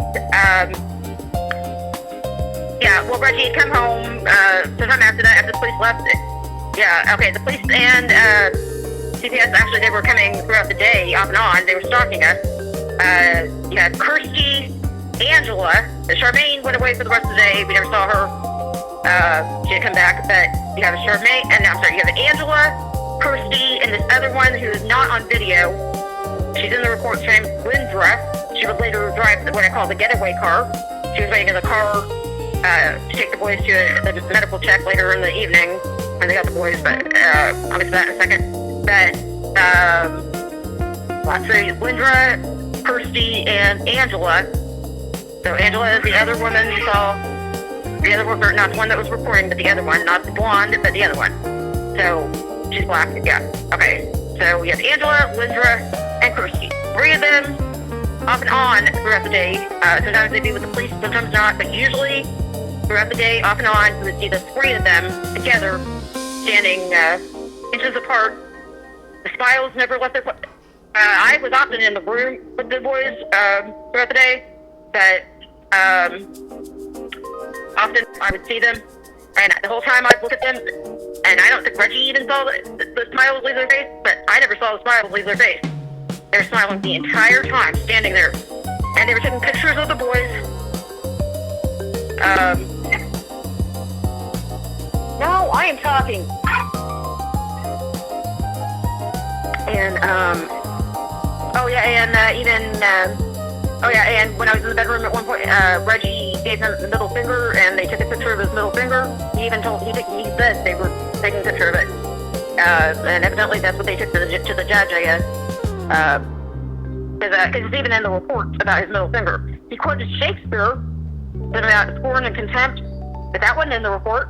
I mean, I could hear him quote Shakespeare to them, but they didn't put that in the report. But they talked about his middle finger, and they have the picture of it. Oh yeah, they brought that up at the meeting a week later. We were at a meeting. Oh, no name tags this time, and no armed guard. But they brought up Reggie's middle finger thing. Reggie, we have the picture. We have a picture of you with your middle finger. Well, she knew they took a picture. But I think they took that to the judge. The same judge from 2016. Yeah, by the way. Starkman. Yeah, but anyway. Okay, so back to when they were stalking us, with smiles on their faces. Okay. They're doing that off and on throughout the day. Oh yeah, Reggie cooked dinner in the middle of this. Oh yeah, I got dressed in the middle of this because I was in my nightgown. I hadn't planned for getting dressed, unless there was an emergency, and like I said, child trafficking, tons of bitches at the door, emergency. So I got dressed in the middle of this shitstorm. Reggie cooked dinner, he cooked nachos, in fact. And we ate in the bedroom, because while I have assholes watch you eat your dinner, we ate in the bedroom. He saw them, they saw him take the plates of food, Jess. They reported that, and that is what they saw, yeah. But, anyways, so we did what we could throughout the day, even though we were being stalked and everything. And it was frightening. Reggie consulted with a lawyer throughout the day, through, like, Facebook and stuff. A lawyer, friend of a lawyer that we knew. And that lawyer didn't even have all the details, by the way, especially, like, from when Reggie was at the store, but doesn't matter. But anyway, let's cut to the chase. About 6 hours into this, there's a knock at the door, and it's the district director. Yeah, I've told you about this before. Okay, the district director and Angela, not the black lady that was reporting, but the other black lady with CPS. So they are there together. Oh yeah, the thing is, the district director, her name was Terry. Okay, she said that, I'm not taking your kids, but I just have some paperwork for you. So Reggie went ahead and answered the door. And she has emergency court orders with her, just like they had in 2016. And it's just the two of them together. There's no law enforcement there. And they have emergency court orders, and she said, she looked at Reggie in the eye, Carrie, the district director, and said, I'm not taking your kids, the cops are. Huh?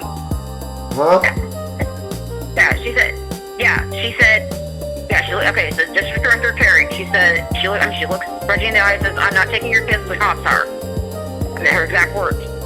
And then he actually, to avoid any further chaos, he went ahead and tried to go get the kids, so there wouldn't be any further chaos. And but by the time he got back to the door, they were already gone. Then he went ahead and consulted with the lawyer one final time for the evening, and he said, what this sounds like, if they come back with law enforcement, go ahead and open the door, because at this point they're probably going to kick the door in. And Reggie went ahead with that advice because kids were young. He has a 5-year-old and 3-year-old. 5-year-old with special needs in that because it's what they've done to him. And he didn't want that going on. So that's why. So now we're 7 hours into it. So an hour after that, now 7 hours upon initial arrival of these assholes.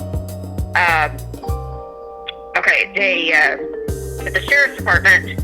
Oh yeah, and that one deputy, his name was David. Not to be confused with that one officer, David, but that's the same name.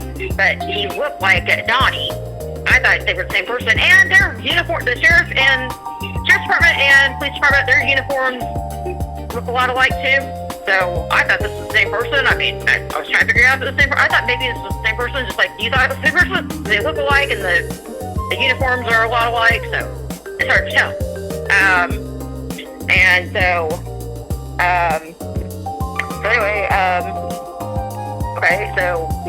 A deputy named David And another deputy named Daniel, that's the one that, did the thing. But those two are the ones that beat me up. And Daniel's the one that did the thing. Daniel has dark hair, has a lot younger. And then there's a bald-headed one named Josh. His last name's Victory. Okay, and he was just not doing anything except guarding Reggie. Blocking Reggie. Okay, but they come. Now it is, now we have, okay, Angela is not there, but now we have Carrie, the district director. Windsor is driving the getaway car, but with Carrie this time is Kirsty, blonde. Okay, those are the three that are are accompanying them in this kidnapping with the sheriff's department. So, yeah, police department lost their qualified immunity. Now it's in the hands of the sheriff's department instead to aid and abet CPS in the second state-sponsored medical kidnapping of our sons since they were born. So, what the deputies have in their hands are the emergency court order. They could act like they don't know anything about that because they're acting on it in a roundabout way, but this is more about the writ of assistance. So you got a writ of assistance in the deputy's hands. You have a writ of assistance, petition for writ of assistance, and sworn affidavit. The sworn affidavit, and so those three are connected. Sworn affidavit, petition for writ of assistance, and writ of assistance. Yeah, because the writ of assistance is unconstitutional, but the affidavit was made off of perjury. Yes, it was a perjured sworn affidavit signed by Shauna, who, according to the reports and the video footage, she was not there for these events about that's on the sworn affidavit. She was not even there, according to the video and the reports. She was not there. She's going off hearsay of her coworkers, and we can prove this all lies that are oath of her. So Shauna signed on that, and but they're going off that, the sworn affidavit, petition for writ of assistance, and writ of assistance. That's what the deputies have. Reggie went ahead and opened the door when they came, like I told you. I told you why. So when he opened the door, you saw what he did. He said, "I'll go get the children." But they told him to stand back. They didn't present the paperwork. I'm sure they could tell that I was about to run again. I was about to run. Yeah. I was about to run. Yeah. Towards the bedroom. Yeah. And I was upset. They could see that while I'm standing in the living room with the boys. So I'm sure that's why they told him to stand back. Because he was saying, "I'll go get the boys." And then when they said stand back, he said, you're not allowed to come in my home. You saw him say that. So yeah, somebody that agreed. Yeah. He was saying, "You cannot come in my home," and he was willing to go get the boys. But they were hell-bent on coming in after me. So David and Daniel, they come in after me. And then Josh guards Reggie. We have Carrie and Kirsty in our home, in the living room, waiting for the boys to grab them or to get them. But I take the boys into the living room. Into the bedroom. I take the boys into the bedroom and close the door. I tried to barricade the door with a small children's bed that we had in there. That only delayed a little bit.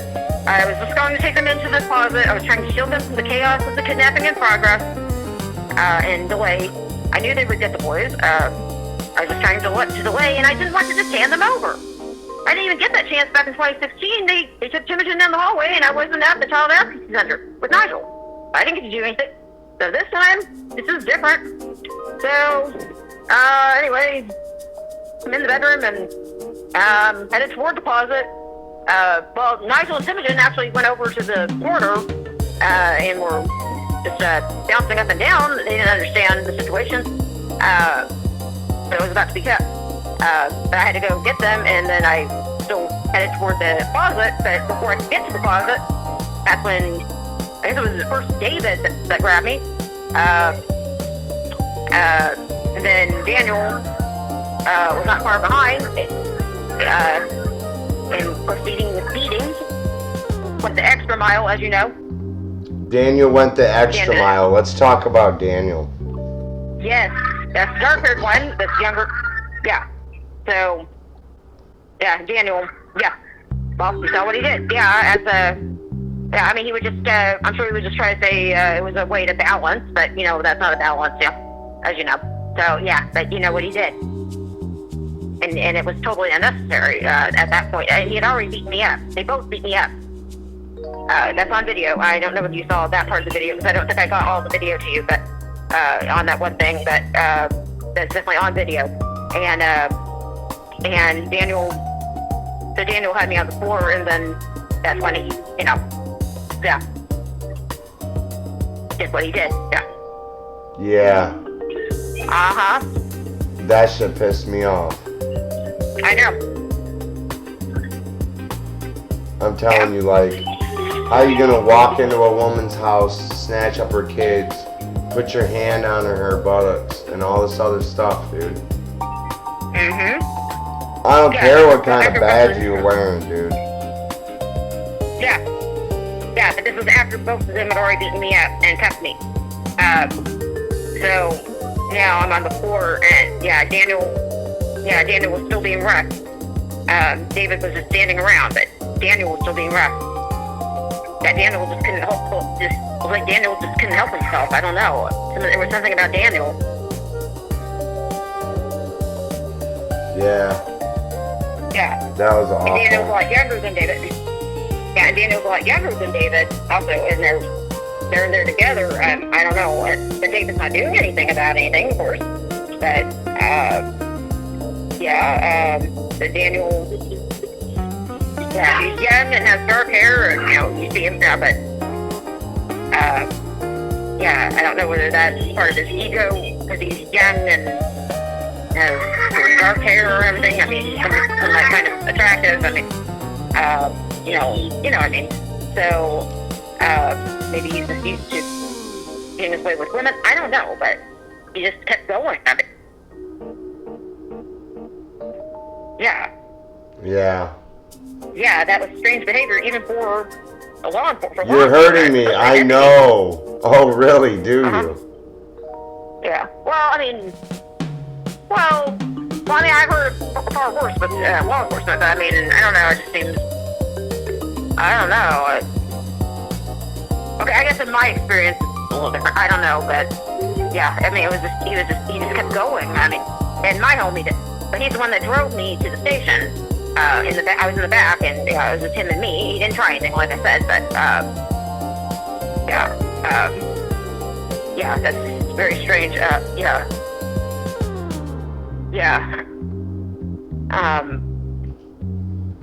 so,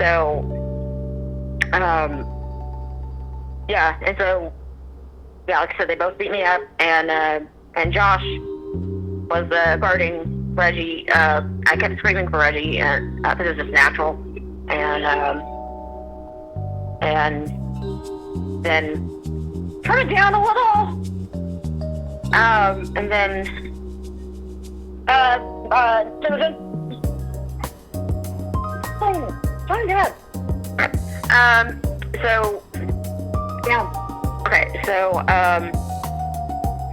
and then, wait, did you have any other questions about Daniel? I mean, at that point? No, that's good enough on him. Okay. Yeah. Well, I mean, he basically abused his power, and, at this point, you've got all the info that you need on him, right? Correct? Well, like his badge number and all that shit?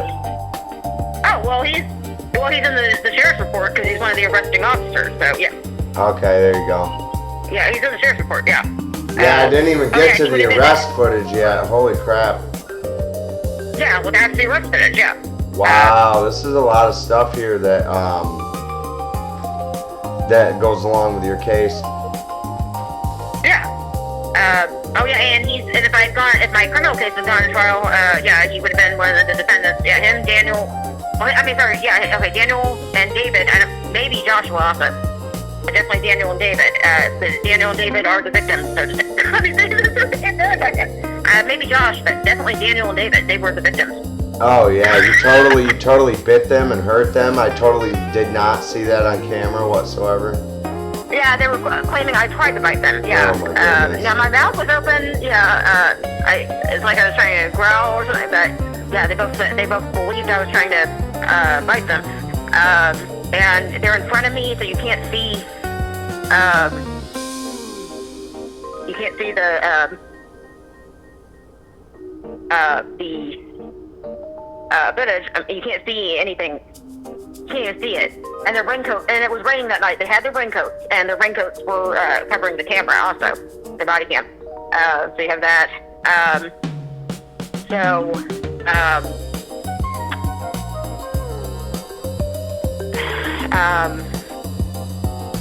Yeah, and remember, they came because the police department lost their qualified immunity. So the police department, they told CPS how to get around the law by getting the sheriff's department to help them instead. Because the police department lost their qualified immunity by saying things like, I don't need a warrant and all that nonsense. Oh yeah, and then even later when we got to the station in the garage, I was asking David, because he looked like Donnie, the one that said I didn't need a warrant. I was like, were you here earlier? Or maybe that was in the bedroom when I was asking him that. I was like, were you here earlier? I know I asked him at some point, were you here earlier? I remember that at like, some no. point, yeah.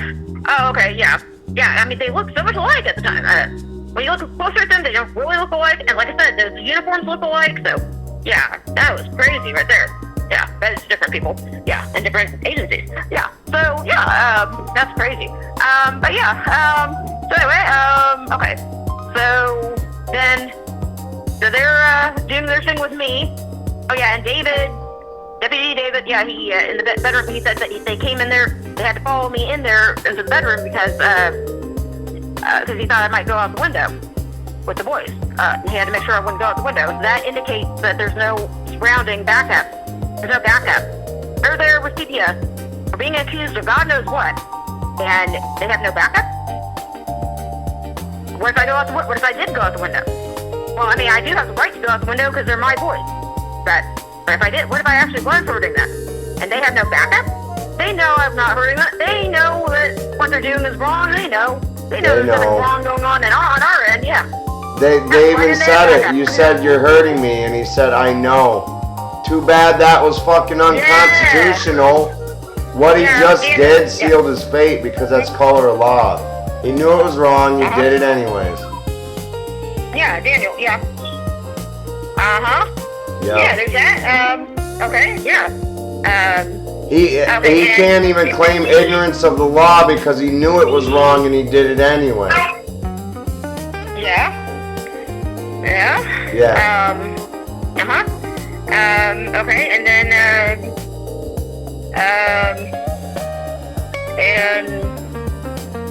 okay, so, yeah, there's all kinds of stuff that David was saying where they were caught, so that's good. And then, and then David was trying to, explain to Reggie after they had me in the car, David was trying to explain about some stuff, and Reggie was like, I don't need to hear it. Just do what you need to and get out of here. Okay, but even in between that, okay, you have where the boys are getting snatched. Okay, well, Nigel had ran somewhere because he didn't know where to go. But they grabbed him and took him. So he wouldn't go out the door because he doesn't understand. I guess they could tell that he had some kind of problem. But anyway, then Timogen, Kirsty grabbed him when he's in the living room because David got him out of there to get him into the living room, and he was scared. But he said, "Come here, son." He called him son, and then he gets him in there into the living room, and then Kirsty says to Timogen, "Do you want to come with me?" And Timogen shook his head no. And she's like, that's cute. And then he turned around and tried to get back to me. And while he was walking toward me, she just grabbed him. I can't believe these people. Yeah. And then, and also, And when Josh was the deputy Josh, when he was walking Reggie, he I've talked about this before. He called him son, and then he's a lot younger than Reggie. Reggie should be his father. I mean, the age gap there. That he called him son, and Reggie said, "Don't call me son." And they said, "I didn't call you son." He said, "Check you on camera." Yes, he did. And they lie about that. So, or they're on camera, so you know. Oh, wow. You don't know what they're doing. Yeah. So there's that, and then once they get them out of the living room, well, the boys, once they get them out of the living room, they get them into the car with Lindra. Lindra's driving. So Lindra, Kirsty, and Terry, they go to the hospital. Remember, the nearest hospital is St. Francis, where they first took Timogen out of. Oh, my goodness. That's where he was born. Yeah, because that's the nearest hospital. So they go to the ER. Passmore's not available. She probably went to the bed or the bar or wherever. Come on, man. Yeah, so Passmore's not available. But they can take them to the ER. Oh, yeah, the Child Advocacy Center is closed because it's after hours. And so they take them to the ER for their unnecessary, unwanted medical check, where they have a clean bill of health, except the ER doctor was in on it. She's in DHS's pocket because, like I said, she placed a medical misdiagnosis on them, failure to thrive, malnourishment, something like that, on both of them, yet the ER reports don't line up with it. Kirsty had her signature on it. Both the boys were well within their weights for their age group. They were both healthy and well nourished. When you read the whole report, most people only look at the final diagnosis. But Kirsty signed off on it. There were no dark circles. According to the ER, there's no mention of dark circles. There's no time-stamp photographs of that either. That was just totally made up. By Charmaine. Yeah. And then, anyway, yeah, the boys were fine. Oh, yeah, no drugs, of course. My meth shot shows no drugs. That was hours after this allegation of the drugs. Because they didn't take my meth shot immediately once I was there. They had me in 2 different cages before they had my mug shot. Most of the time they have the mug shot right away, but they placed me in 2 different cages because I guess they thought I was out of control. Whatever. Anyway, but we get to so they take the boys to the ER where they have a clean bill of health, no IV drip, no overnight visit, no nothing. And they drive in a car there. Yeah. Oh, yeah, they gave them a snack pack when they got there. The boys are starving. They believe the boys are starving, but they give them a snack pack, no IV drip, and no overnight observation or nothing. They're fine, they're good to go. It says on the ER report, they're good to go home. But they're on the ER report. Very clear that they were fine. Like I said, final facet of our defense. The ADA withheld them from discovery because they are so much in our defense, and they proved the perjured sworn affidavit to be perjury. But anyway, I get to the jail. Daniel drove me. He didn't try anything, although he'd already did, what to me. But he was driving me. And I don't know if he got any gratification out of that, but that was fucked up. Yeah, exactly. And when he was driving me, that's on camera too, on body cam. I don't know whether you saw that or not. That's on body cam, and I am in the back. I was cussing him out, and I was saying a lot of truth. And I even mentioned about the Friday thing, because this is a Friday that they're taking the boys, and June 24th of 2016 was also a Friday. And I've seen evidence the testimony across the country about Friday, because Friday they take kids a lot, because that way it's hard to get a hold of a lawyer, even your court appointed anybody, any lawyer, most of the time, because you're called in most of the time to go to court on Tuesday. So at the weekends, it's hard to get a hold of any lawyer, almost. And so then you only have a whole day to get a hold of a lawyer, which is Monday. Because usually it's Friday afternoon that they take the kids. Well, Friday afternoon, a lot of lawyers are off. They go home, whatever. So that usually only gives you one day to get a hold of a lawyer, any lawyer that you want. Court appointed or otherwise. That's what's behind that. And both times were on a Friday. with our boys. And I was talking about that, because I was back while Daniel was driving. I was saying, so you think I don't know about this, just coming on Fridays? I mentioned that. And it's all kinds of truth. I wasn't just cussing in the back of the car. But here's another thing. This is on video. After they took me in, I don't know if you saw this or not. It's on video on the body cam that after they took me into the cage, into the jail, they're still out. They're out in the garage of the jail. Daniel, and I believe he's talking to David. That Daniel was saying, "Now this is weird." He was smiling when he said this. He said, "She motherfucked me all the way." The exact words, "She motherfucked me all the way." Wait, what? She motherfucked me all the way. Huh.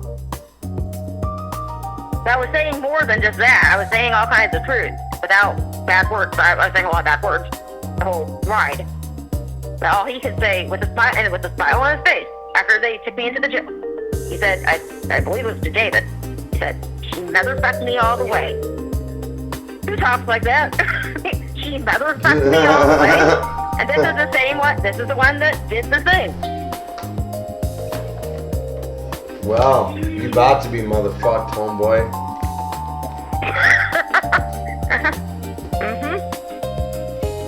Yeah. Yeah. Yeah. These are your law enforcement. This is the people that are out on the street, so-called fighting crime. Yeah, these are your law enforcement, that. folks. This is your law enforcement, folks. Yeah, you got the police department and sheriff's department. Yeah. Yeah, you have the police department that make jokes about a mom being on drugs, but obviously not on drugs. You got that. And then later on, you got committing, and then making rhetoric and talking rhetoric like he motherfucked me along the way after he did what he did. I mean, he just talked about the way I was talking in the back of his car. I mean, while he was driving me to the jail. And he didn't even mention the truth that I mentioned. Is that about the extent of everything then? I don't know. Well, that night, but that lasted 3 years. That time. Oh yeah. Yeah.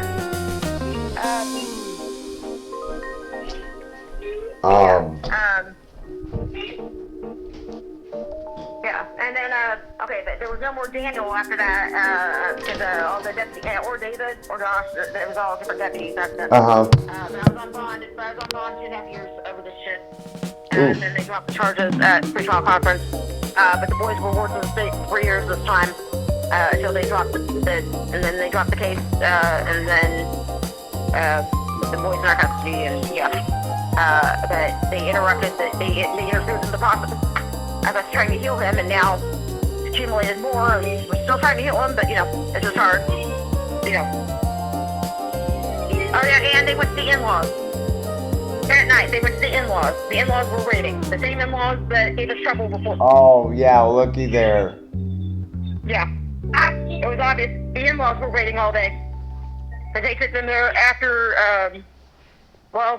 I can't say it directly after the ER, because after the ER, when they left the ER, they went over, there's a Raising Cane's in the password, and they went to Raising Cane's. And there's two of them. God dang it. Come on, man. What? Stupid fucking phone. There we go. Okay. I'm back. You fell down for a minute. Oh. Alright, so the in-laws were obviously waiting all day, but they didn't take them directly there after the ER, because after the ER, what had happened was they went to Raising Cane's, the chicken place, because there's like 2 locations in Tulsa, but there definitely is one across the street from the hospital, St. Francis. So obviously they went there. Well, anyways, they went to Raising Cane's and ordered chicken for the boys when they'd already eaten dinner. But they had got a snack pack at the ER, and then they went over to Raising Cane's, got some chicken for the boys. Oh, didn't even eat it there, and didn't even eat it in the car. That's probably against their company rules. You know, the child snatching company rules. So they went over to the Skyline building, that one building where we had that meeting where we had like we were in a kindergarten class, whatever. Yeah, they went over to the Skyline building to eat the chicken. While according to Kirsty's testimony at the trial, that was later with the race adjudication trial that Matthew Helberg was hell-bent on having to cover his own ass and cover the workers' asses and everybody else's asses. Anyways, according to her testimony, they went to the Skyline building while eating the chicken because they had to wait for authorization to get to the in-laws' place. Authorization. So if you're waiting for authorizations after 10 o'clock at night, which is about that time, because they didn't get it. I don't think they got to the in-laws until about midnight or something like that. Because they had to go to the ER and then get their chicken and go to the Skyline building. Well, so if you're waiting for authorizations that late at night, where would you have gone earlier if we had gone to your bullshit child medical thing with the child snatching doctor? Where would they have gone after that? After you have her lie and commit fraudulent medical testimony? Foster care and adoption. Yeah, well, yeah, but the in-laws were waiting, so I guess they just go somewhere temporary until guardianship. Yeah. Well, that's the in-laws. Well, They get guardianship incentive payments too. Yeah, I don't think they would have taken them different people. I guess they would just have them in a holding place. I mean, if that's even true about the authorization. I think they just wanted to eat their chicken and then wait to go to the in-laws. The in-laws were waiting all day. The house, and this was planned with the in-laws. The house with the in-laws know that the boys were coming. How would they know the in-laws are available or even in town, still living where they were, which was like the next town over, basically. Yeah, this was all planned out. The in-laws were mad. So, yeah, the in-laws had a bond with the boys, and they hadn't seen them in a long time. You know how it is. And they hate us. So there's that. Are you still there? Yeah. Okay. And so, yeah. Oh, yeah, and the boys are starving. Why are you driving to a building to give them chicken? Why not just eat it right there if they're starving so bad? When they just got food by the ER. Yeah, they're starving so bad. Oh, yeah, they get to the in-laws' house, and according to the reports, Nigel got in there and went for his aunt, his relative sister-in-law. He went for the soil of the plant. Because, he has a problem. So, yeah, he does that. Oh, yeah, and at the ER, he was digging through the trash to eat. He was going through the trash, because that's an autistic marker anyway. Okay, your phone is making strange sounds. Are you okay? Yeah, I'll be right back. Okay. Grabbing a cigarette. Okay.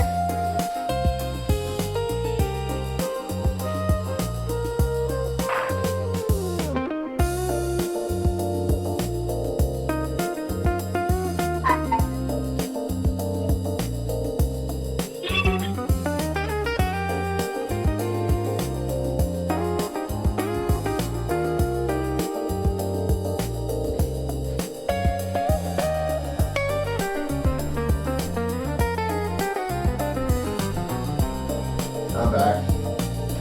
Okay. Okay. Go ahead. Okay. Okay. And also, when we got the boys back this time, there was picture books that the in-laws made. I did want to say this. They had some picture books from the whole time that they were there, for each year that they were there with them. I think even back in 2016. But anyways, the one for 2020, I mean, going to the first night they were there, 2020, which is January 10th, 2020. The picture on that. So they took a picture of the boys, and you could tell they were traumatized, especially Imogen, really. And now these are grown boys, so they were eating throughout the night. I mean, like backpacking on and chicken. I mean, because they're grown boys, so it doesn't mean their parents are starving them. It just means that they're grown boys. Well, anyways, I wanted to clear that up just in case trying to figure out why they were eating so much because they're young boys. But anyways, we're always accused of starving them and or underfeeding them. Well, anyways,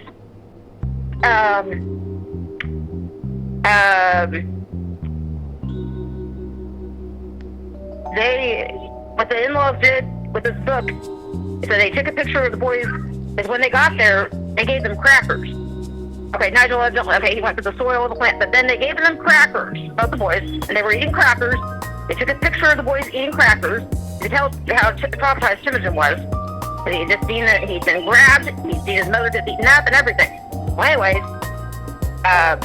they're eating their crackers, and in this picture book, you got them eating their crackers, and what the in-laws did was, in big letters, it says, "Very hungry boys." Wow. That's what we had to deal with. Yeah, that's how much they hate us. And that's one example.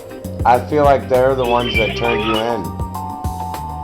No, it was the neighbor, but once the neighbor did that, it had to be the neighbor, but once the neighbor did that, I'm sure they were notified, the in-laws, because they were already on record as the kinship from before. Yeah, I mean, it was after the traditional foster, then they were the only kinship that would take them in, so they're on record as kinship, so. Okay, and even Reggie's sister-in-law was even already had a record as a foster mom to some Indian kids before, so she was already on their thing, so that helped us with 2016, because we thought they were good, but I mean, the in-laws, but yeah, so she's definitely on record, and we're at 2 hours and 11 they minutes. notified her. Okay. They notified her. Okay, yeah. So, what I'll have to do is, not to cut you short even, I'm gonna let you continue for a little while longer, but, here at 2.5 hours, I'm gonna have to go to bed. Okay. But yeah, this whole thing here is, this is all fucked up here. This ain't supposed to be happening like this. The writ of assistance is an unconstitutional instrument. That never should have been fucking used. Yeah. And the only reason they did that. That was an instrument that they used to use before the Fourth Amendment was introduced. It was actually one of the instruments that caused the Fourth Amendment to be created. So I know it's a blatant violation of the Fourth Amendment, and yes, they did lose qualified immunity. And yes, you did get fucked, my boy. Yes, you did. You got fucked royally. Fired. Yeah. And I'm gonna show you how to get him fucking fired for that. Cause that, Okay. he shouldn't be a cop. You mean Daniel or Yeah, any of them? Yeah. Especially Daniel, yeah. And that's a deputy. Yeah. Don't forget that. Yeah, they're supposed to be the hired ones with the Constitution. Yep. And they're acting out of writ of assistance, yeah. Yep. This is Unconstitutional yeah, instrument. They're a state elected government official under the Constitution. They got an oath and obligation. They're not performing. That's a co-warranto because what authority do you have to pursue your office after you sexually assaulted me, you piece of shit? Yeah. Yep. Abso-fucking-lutely. Yeah, and David was on the deputy David. Yeah, he was also caught on camera when he was in there. He was saying he didn't look at the paperwork because he said it was none of his business. That's also He didn't check for false 1983 information. because they definitely exceeded their police authority. They can't rely on the state's 11th Amendment immunity at this point because they operated outside of their oath. Yeah, he didn't even check to see if it was false information based on false information. He was acting on paperwork. They would not check to see if it was false information. He used an unconstitutional instrument to abrogate your rights. That's color of state law. A state can't do that. Yeah, I remember earlier when the police were there, the police department was there. They didn't have all they were acting over was the DHS referral, and because we were denying them access all day and aggressing our rights all day, that's why the writ of assistance came down because the writ of assistance can help ensure that any law enforcement in Oklahoma can come in and do this. But the thing is, the police department refused to act on it. So So you have to ask yourself why. But you know why, because you see what they're doing in the beginning of the day. With I don't need a warrant and all that. Yeah. But yeah, it said on the writ of assistance that they could help. They could do this. But they wanted, but they didn't. Yeah. So you have to consider that. Yeah, and so the writ of assistance was only there because we had denied them access. And they wanted to ensure that the law enforcement get in the door. Now, if those bitches would have waited, they would when Reggie was getting the boys an hour beforehand. The writ of assistance wouldn't. I mean, we may not have ever known there was anything about a writ of assistance. I don't know, unless it was in Discovery you talked about that we wouldn't have seen one. But yeah, the writ of assistance is more or less Matthew Helberg just trying to show off his elaborate education, I guess. I don't know. Because, I mean, he just seems like one of those arrogant pricks anyway, when you listen to him talk. I mean, because that's what we had to listen to at the trial. I mean, he is an arrogant prick, very much. And that's who Charmaine was on the phone with, trying to get a verbal order from. And he just said, type up an affidavit. So he knows the situation. He knows there were no dark circles, that he was being told there were dark circles by Charmaine. And he knows that the ER reports that he would tell through Discovery showed that there were no dark circles. He is trying to cover for everyone. In fact, everyone was trying to cover for everyone. Everyone did cover for everyone. Yeah, the fuck they did. Yeah, in this, yeah. They tried to, but it didn't work because they didn't realize that they were using something they weren't supposed to be using that's fucking over. That motherfucker's over 200 years old. What are you doing using a 200-year-old legal instrument that shouldn't exist? The fuck? Yeah, but even hours beforehand, even in the beginning of this, well, if I'd opened the door, they wouldn't have believed that there would be a need for a writ of assistance. I mean, Helberg wouldn't have. They would have just had Passmore in her lives, just like they did in 2016. But we could not open that door. If we'd opened that door, we wouldn't have as good of a case. I mean, in the beginning, if we'd opened the door in the beginning, it took 6 hours and 7 hours before the door would be open to them. Yeah, so, So the writ of assistance was just because we wouldn't let them, we denied them access, and he just wants to show his elaborate education, basically. Yeah. And their oath, they all took an oath to report fraud, if it seemed, and nobody reported anybody. They all covered for each other, like I said, fraud. And what was that fancy doctor's office? The fancy one. That looked like a jail? Yeah, that's a child abuse, child advocacy center. No. The other one. The fancy name. St. Francis? No. It's like a French name. Can you give me more detail? You said it when we first got on call together. I can't pull it up without looking at that actual audio. And I'm on the phone with you, so I can't pull it up. That's okay. Okay, I'm sure I can figure it out. Okay, it sounds French. It's not St. Francis. It was the one at the beginning.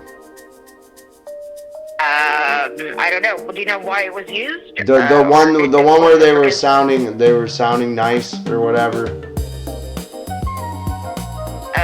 It was a child abuse pediatrician or something. Oh yeah. Well, the child abuse pediatrician. Yeah, her Passmore.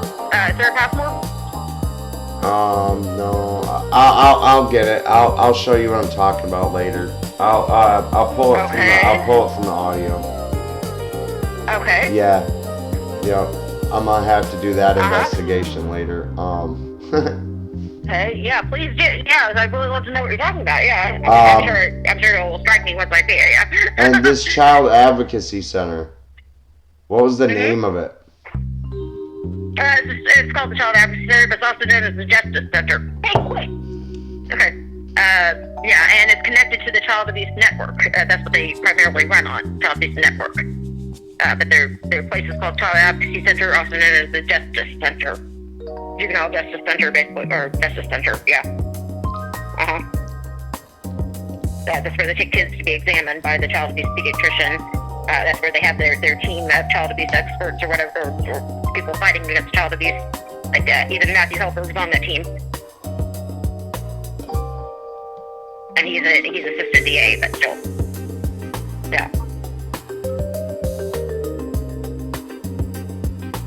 Are you there? Yeah.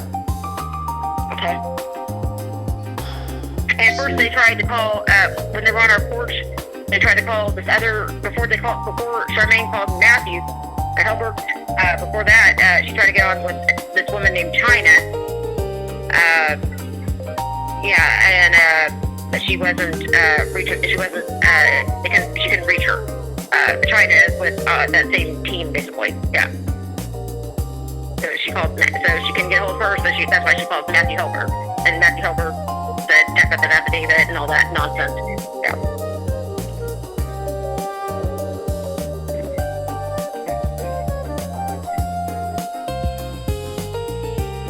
Why does my computer gotta do that? Oh boy. There we go. Try that again. Hey, I can't hold that.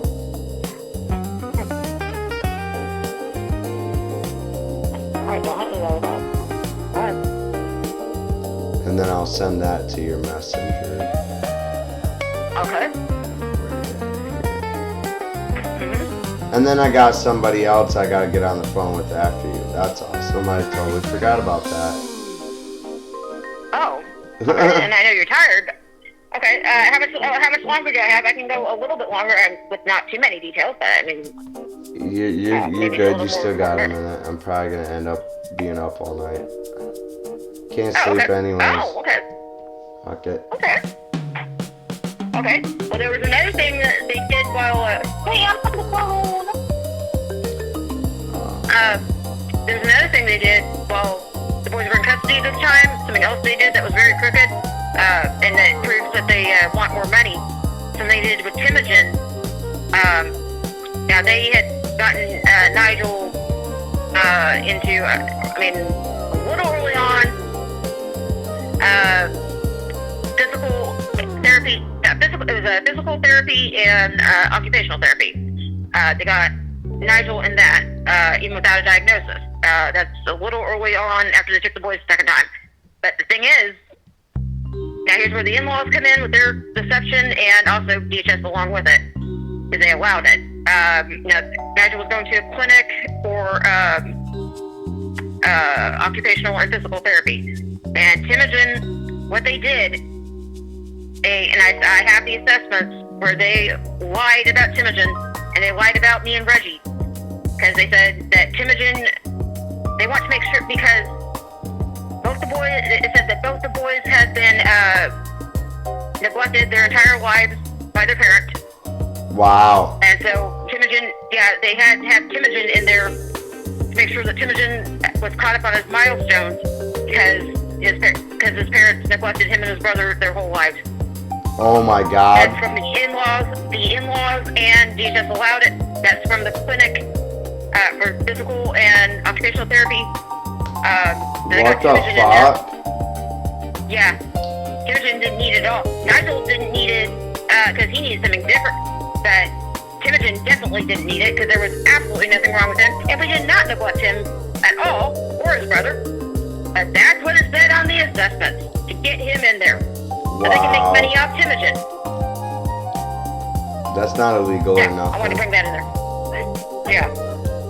I'm sending you an ass load of places to avoid right now. Places to avoid right now, is there shit? Yeah, you're not gonna like this.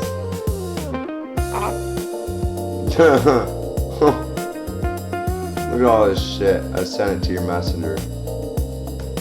What is it? These are all child advocacy centers. Okay. Oh yeah, they have one. In different every major city, I'd say. Yeah, they have one in Oklahoma City. I know that. Yeah. Yeah, they all do the same thing. Yeah. Oh wow. Oh. Yeah, I mean, I'm sure of it. I'm quite sure of it. Yeah, and that's what CPS uses. Yeah. Okay, and by the way, also, another lie that was told on that same assessment, with that one clinic. Oh, yeah, it was called the Sunshine Clinic. No, not Sunshine. No, it was Soaring on Hope. Yeah, for the physical and occupational therapy, where they had both boys at the same time, part of the day. Yeah, there's some lies about me and Reggie. Also, to get the other lie that was on the assessment was about Nigel, and it helped with getting Timogen in there because it's part of the so-called neglect. It's that Nigel was bruising by a certain age, even at a certain age, and he was just bruising. About bruising. But he actually learned to walk he was walking before he was crawling. He was slow at the beginning of the walking, but once he got walking, he was walking good. And he didn't even, and he was walking before he was crawling, which is very unusual, but good. So they lied about that to make it look like he was way delayed. So they could help get him in physical therapy and occupational therapy. Yeah. And same with Timogen. That can help with getting Timogen in there. That lie about Nigel. Yeah. So, yeah, that was some more lies on that assessment. With Soaring on Hope. Yeah. And then Soaring on Hope, eventually they said Timogen graduated from there. And that was after, they didn't even tell us until after he so-called graduated. They still had Nigel in there a little bit, but until they got him on something so-called bigger and better for therapy. And then Timogen graduated without us knowing it. Oh, and they say graduated just as he didn't need it anymore. Yeah, but Nigel was still in it. Yeah. Yeah, nonsense, of course, but they were just making money off him.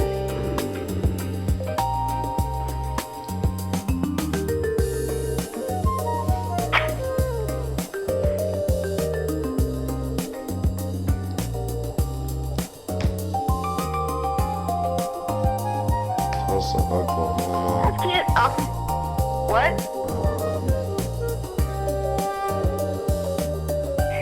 Okay, and don't forget the COVID test that they gave Timogen behind our backs that later we'd get evidence of. Oh? Even after we told them, they gave him a COVID test at an urgent care behind our backs without our consent. We told them no test without our consent. You do not give them any kind of test, even a COVID test, without our consent. And they went behind our backs and did that to Timogen at an urgent care, and we had the evidence of that. Wow. And of course, if they can do that on a document, what else have they done behind our backs? Of course, but we got the evidence of that. Yeah. Yeah, we told the pregnancy worker at the time. We told her that they cannot do that, even a COVID test, and we had a notarized document that we gave to everybody saying no test or medical procedures of any kind without our consent. And then they went, even after all of that, they went and gave him a COVID test behind our backs without our consent at an urgent care that we later got the evidence put in our hand by another pregnancy worker. Yeah.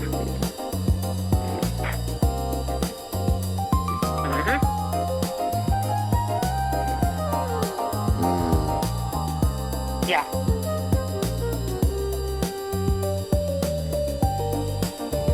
Yeah, there's all kinds of legal abuse from all angles, medical abuse and psychiatric abuse from all angles. I haven't even had time to go into, and I can go into another time, and I would still keep it short as I can. But yeah, it's all very abusive. I mean, I can just say it to you and your listeners or whatever. What's that? And I know how to break it down. I know how to break it down for violations. Yeah. Yeah. Uh-huh. Yeah. And then on top of that, you got somebody working your legal document for you, right? Well, yeah, but they've gotten slowed in. Yeah. We never got it. Yeah, they won't even respond to me often. I know they're still around, but yeah. Well. Very frustrating. I tell you what. It's real. I'll show you. It's real easy. You just gotta prove that they violated one right, and that they did that under color of law. Anything else? Well, and then that they don't get immunity and they can't dismiss your claim. After that, All you got to prove is jurisdiction, and it's over. And I got you on all that Well, stuff. wait a minute. Okay, well, I want to make sure that we're compensated for everything they did since 2016. And there's no statute of limitations on fraud. I want compensation going back. Well, there is a statute of limitations on fraud, but there's a particular type of fraud that there's no statute of limitations on. Well, I believe that would be this. Beginning in 2016, at least when they took both the boys. Yeah. So what's that? And then illegal. And that would be the perjured affidavit. That's 2020. Yeah, they can't do that's where they fucked up. I know, but what about 2016, where they took two perfectly healthy boys away, and then fucked him up, and then fucked one up? That was just straight up kidnapping. On the parents. Yeah, because no paperwork, but even beyond that, what they did to him, and there's no documentation of what they did to him, but then later, when they took him again, they blamed us for his problem. Well, that. Yeah, there is fraudulent activity going on here, but the thing of it is, the statute of limitations on fraud is not up yet. You could still go for that because the statute of limitations is not up on that yet. Because when was the last time that they made an erroneous determination based upon that fraud? Would that be 2020? When they took them again? 2020? Maybe. Okay. It's 6 years on fraud, so still got a few years yet. That's still kidnapping. I don't think there's any statute of limitation on kidnapping. No. You kidnap somebody, you're fucked. Yeah, and the 2016 with Nigel with no paperwork, they take him just to fuck him up, or try to fuck him up, which they succeeded in so far. I mean, you know what I mean. Yeah, that is straight up kidnapping. They didn't get their paperwork till hours later when they stole our other, our newborn. So, and we can prove there was no emergency. They tried to claim emergency in 2016 with Nigel because he was normal weight and normal height. There was no emergency at all. There's no reason to grab him, especially with no paperwork. And then say, we had to wait for the paperwork because it was an emergency. If it was an emergency, why was he normal weight and normal height when you took him? That was an emergency. It wasn't. That's why he had no paperwork. If you're going to try and make it look like an emergency. It's not an emergency. There was no emergency except people kidnapping innocent. Yeah. It's gonna be alright though. You're gonna make it through all this now. Cause look, if they come at you again, I would honestly, after everything, after them not being able to take your children permanently from you, I mean, look, they've had to give them back, right? So, obviously, this is like, what, the third fucking time? Or will be the third time? So really, it's the third time with them failing to prove their fucking claim. So, I mean, if they take your kids this time, they can get it for kidnapping with the FBI because that's at that point, this is the third time they've erroneously kidnapped your fucking kids, and that's ridiculous. That is ridiculous. Yeah, nobody should have to go through it. Yes, there's a clear pattern, very clear pattern of fraud. Yeah. What do you say? Yeah. But I would say since they committed it over and over and attempted it over and over, there ain't no statute of limitation on that, because that's egregious. You mean by law that's considered egregious? Yeah, it's aggravated. They're repeatedly fucking doing it. You mean because of two illegal kidnappings, yeah. Because they've just perjured themselves the entire fucking time. And used shit that they knew that they shouldn't be using because they might be able to get away with it because they couldn't go about it the regular way. Yeah? I mean, what the fuck are they doing using an instrument from 1776? Can they make that make sense? My bad. No, it's a 200-year-old fucking instrument that they don't even use anymore. Yeah. That's the reason we wrote the Fourth and he Amendment. only did it.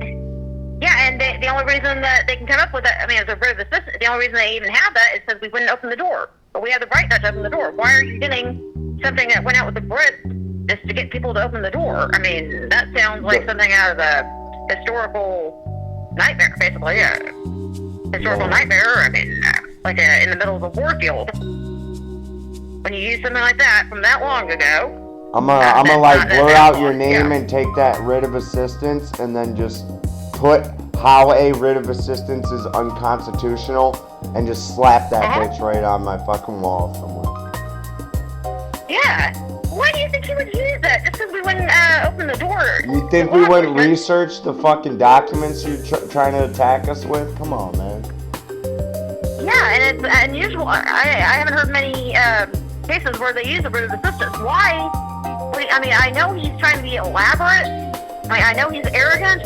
But why? I just don't get it. Just because we wouldn't open the door, and he gets a writ of assistance of all things. I mean, he didn't really need that. And why couldn't he just go with something else? Why a writ of assistance? That is an unusual choice. It was a common law. It was a common law writ from Great Britain that was banned by the Fourth Amendment. Yeah, but do you Why have any are they idea why he would use they're them? not even supposed to still be using that.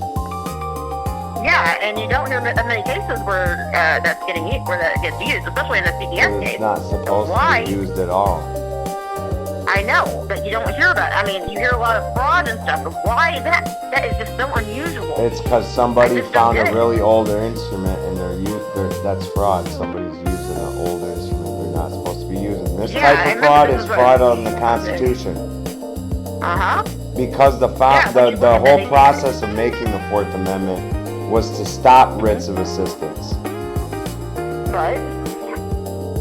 Yeah. Because that's where the British were coming into our homes and setting shop up in our fucking houses and violating our Third Amendment rights. Yeah, they used in a search warrant. Yeah. Because people got to remember that these amendments came over time. They didn't all come at once. Yeah. Yeah, and when which you look means at that the ADA, instrument that they used, they weren't supposed to be using that. Anywhere. Okay. In this fucking country. Yeah. Yeah. Yeah, and when you look at that ADA, I don't know, there's just something about him that brings him wanting to show off. Something's off there, boss. They're using shit they shouldn't even know about. Yeah, but like I said, I look at all these other cases. I don't see anything about writs of assistance. I mean, I see a lot of fraud. You're not going to find it because they haven't been used in a very long time. I just don't understand why he decided to go with that. I know he's arrogant. I mean, he's very, he acts like one of those, rich, snob type. I mean, that's the vibe that he gives. I mean, that's the impression he gives. But I don't know. I mean, I'm just connecting that, you know, how my mind works. I don't know whether you're on board with me on that. I mean, when you look at him, I showed you his picture. He's just, yeah. Something's off about all these motherfuckers. When I look at my family court judge, he looks like somebody that would steal children, dude. So I totally get it. The one we're talking about? Oh, yours too, yeah. Oh yeah, yours too. I got the same vibe off of yours. Okay. Yeah, that guy you sent me. He looks like he's after kids, man. You're talking about the assistant DA, right? Yeah. Okay. Yeah. But he's the writ of assistance man. Oh, really? What the fuck is a district attorney using an unconstitutional instrument for? Assistant district attorney. Yes, that's the assistant district attorney that Charmaine was on the phone with. He said, type Come on, man. These motherfuckers. And then he withheld the evidence. and he withheld the evidence from discovery, and then maliciously prosecuted us at the trial. I'm sure he's behind changing our sworn testimony. And while he was cross-examining me, also he screamed at me and accused me of further traumatizing Timogen. Yeah. Oh, and acting like I should not have gone off on the deputies. But he's the one that sent the deputies in there.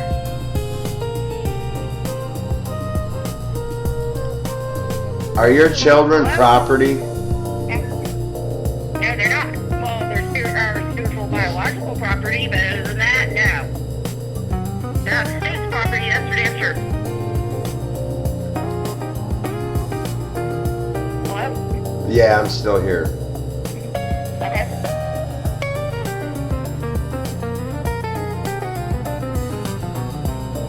Oh, wow.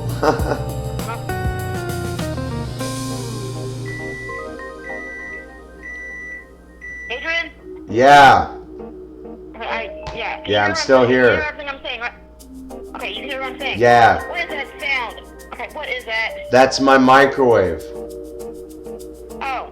Okay, so you hear Yeah, everything I'm saying. Okay. you're screaming into my phone. You're good. I can hear you. Okay, so you hear everything I'm saying? Yeah, You hear yeah. everything, right? Okay. What's so funny? This microwave, it's fucking loud at night. Oh. Yeah. Okay. No. These motherfuckers are using unconstitutional shit. Yeah, and treating children like property. Like, I mean, Oh, like property that belongs absolutely. to What them. the fuck? Yeah. They are biological, spiritual property, yes. But that's it. Yeah. Yeah, dude. Mhm. And I'm fucked up. Yeah. Yeah. So, and I don't even think he has kids, by the way, Matthew.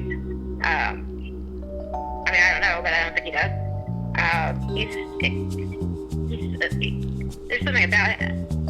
Sometimes when I think about him, he makes me laugh the most. I mean, I can't say that about everybody involved, but he's one of the worst, if not the worst. Writ of assistance is used in eviction. What the fuck are they doing using it on your kids? Yeah, and he's the one behind that. And he's just so arrogant. And he screamed at me, and he got away with it. This motherfucker, dude. Mm-hmm. And he acts like I should have been, like I should have bowed down to the people that he sent in there. I mean, the deputies that he sent in there. With his writ of assistance. His writ of assistance is like a gold standard. I mean, it's like gold to him. I mean, it's so beautiful in his eyes. It's so elaborate. Wow. Oh my god. Oklahoma is. Oh my god.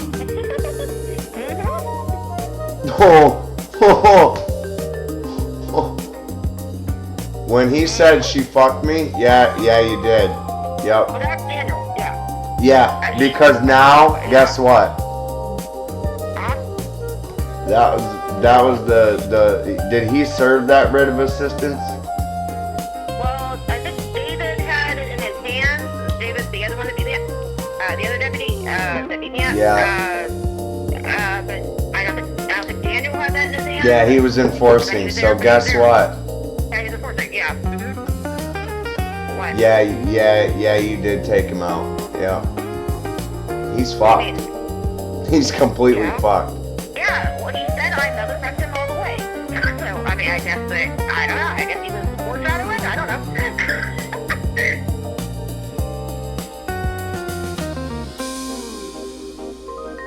Are you there? Yeah. You don't have. Okay. It's not gonna.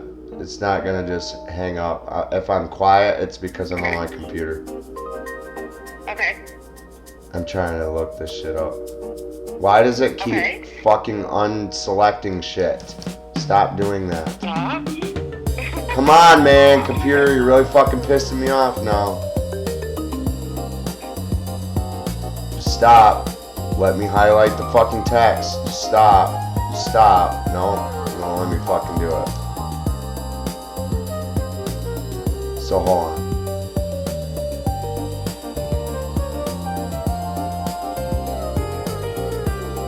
Fuck. Okay. No, incorrect. Stop. It's like it's fucking a magnet and it's stopping me from selecting the fucking text that I want to select. And it just keeps doing it. Why is it doing that? Now it's not. See? That was some bullshit. Somebody's fucking with my shit. Oh, God. Now it worked just fine. Make it make sense. I just watched it happen. Uh-huh. Yeah? Yeah, they've been trying to hack into my shit. People been trying to get my channel deleted. Playing games, creating like all this chaos, man. I can't do that. But no, anything else you got to say to anybody before we hang up the recording and freely associate? I can go all night, and there's so many things. I know you don't have to hear all of it, but I just talk and talk. Man, it's crazy. Your case is this is a case of the state overreaching its authority into the private realm of family life, and I'm telling you, writs of assistance, 1761. Okay. British American courts began issuing writs of assistance, and the colonial response was the Fourth Amendment. So what they just used on you was a blatant violation of your Fourth Amendment, no matter what. So you take that perjured writ of assistance, and that's going to be the proof of your deprivation of rights for your 1983. Then all you got to do is prove they acted under state authority. Easy as fuck. And then all you got to do is who did what, when, where, and why. You know, the who, what, when, where, and why of the shit. And then you just include my anti-immunity statement, my parental rights statement, and my oath of office statement. It says, hey, and then your anti-motion to dismiss and your anti-immunity, you'll be golden. These motherfuckers ain't getting out of it. They owe your family a shit ton of money. Yes, the fuck they do. Yeah. What if they try to claim? But the thing is, okay, like, remember in 2020 they were not at the door because of Nigel's problem, because that wasn't even documented. They didn't have him diagnosed or anything. But then when they realized he had a problem and that he was not diagnosed, and that occupational therapy or any kind of therapy, that we were trying to heal him on our own. I'm gonna run out of space on this tablet for recording if we keep going. Oh, well, how long do I have? I have no idea. You tell me that there was a limit. Yeah, it's all right. But we'll just make this the last 10 minutes. But we could continue talking, because I've got to help you with this, because these motherfuckers went way. Oh my goodness, they went way beyond it. They should not have fucking done that. Like, you gotta be stupid. Yeah, but the thing is, they used fruit of the poisonous tree, especially in 2020, because it now became because they knew they lied about the poisonous waste and stuff, that kind of thing. Although they go back and forth on that lie, because liars can't keep their lies straight. But beyond that, there's fruit of the poisonous tree, because now it became about the way we were treating Nigel's problem. But they didn't like that we didn't have them. They didn't like that we didn't have them in occupational therapy and all that, or anything like that. Because that's their way of so-called treating him, and it doesn't address the problem. Especially with what they did to him, the brain damage. Illegally obtained evidence from a warrantless search. Yup. Yeah. Well, they realized that he had a problem. They realized that at the ER, and they didn't like that we didn't take him to physical and occupational therapy, occupational therapy, all that. So they used that against us. Can you hear me? Huh? Can you hear me? Yeah. Did you hear everything I just said? Yeah. About physical and occupational therapy? Okay. So we were using that, and they used that against us. And they try to say that we were negligent for not doing that. Even though that's not why they were at the door in 2020. And if they still try to stand by that, that's why they kept them in custody.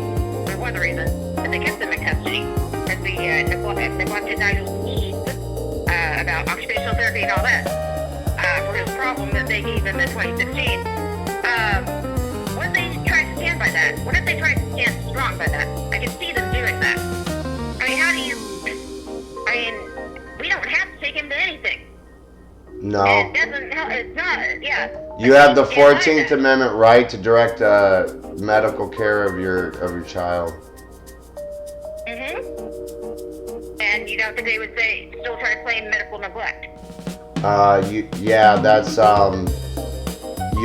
your right to direct the medical care of your child cannot be converted into the privilege of being able to choose at the option of the state what medical treatment that your child should be having, and thereby converting that into a privilege for a fee because our medical treatment's free. No, they are not. States can't do that shit. Okay. That's a violation of the 10th Amendment. Exactly. And we don't even have to choose any medical treatment. God, I still got it. Yeah. Yeah. Okay. I mean, but we were trying natural stuff, and we couldn't afford the really good stuff. Not yet, anyway. But we were always looking for what could work. Oh, and we did find something about a week after they took the boys, something like that. About a week after they took the boys, or something like that. One long after they took the boys in 2020, we found something. What? I'm listening. Okay. Is there some sort of delay with my phone? I don't know. What's going on? Is it taking a minute for my words to reach you, or do they reach you directly? Sometimes they reach me directly. Okay. Because my phone's been doing that lately, and it means the cops are listening to what I'm saying. So that's not happening right now, so we're good. Yeah, it doesn't seem like your words are delayed. I'll be danged. I'll be danged. I didn't think I would find Pamela Joe Bondi's list of... Attorney General for Appellate. Interesting. This is fruit of the poisonous tree right here. Oh, okay. And we're not saying anything illegal, by the way. Okay. Oh my goodness. Okay. I'm looking at Pam Bondi's work. Okay. Oh wow. Ooh. Ooh. Oh! Defending people for possessing marijuana. That's dope. Good for you, Pam. That was in the Supreme Court of the United States. Oh, wow. This is awesome. I can't believe I found this. Oh, wow. I love it when I find cool shit because cool people show me cool shit. Helping with everybody's cases is how I got this good. I can only provide assistance, but like this right here. Oh wow. Okay. Okay, and I was saying, I forgot what I was saying, in the, where's the Poison Street, and we did, we found something, after they took the boys, in 2020, we found something good for Nigel, some cutting-edge technology, and we told DHS, that we were trying to get him in there, and we wanted them to take him to there. It was outside of the area, but it'd be a long drive if they, and insurance doesn't cover it. It's one of those good things. And they refused to take him to it. They wanted him in occupational, the shit that poor people take, the insurance covers, the shit that doesn't work. I mean, not for his problem. They refused to take him there. They came up with excuses. And then they also, and Hellberg, you can tell this was the sin behind this, on the final judgment from the rigged adjudication trial, they mentioned about the cutting edge technology, and how we wanted him to go there. And then on the final judgment, you'll notice that, because we found it after they took the boys, the word after on the final judgment is italicized. They're making it look like we weren't even looking for anything good until after the boys were removed. anything to my point. Like, we weren't looking for anything for Nigel to treat his problem until after they took the boys away. And now we have to cover our ass, me and Reggie, to make us look like good parents. That's why they italicize the word after. You know that's what it is. But we were always looking for something good, and he just didn't come across that until after they took the boys. Why else would you italicize the word after? You know what you're doing. You know how it works behind that arrogant sucker.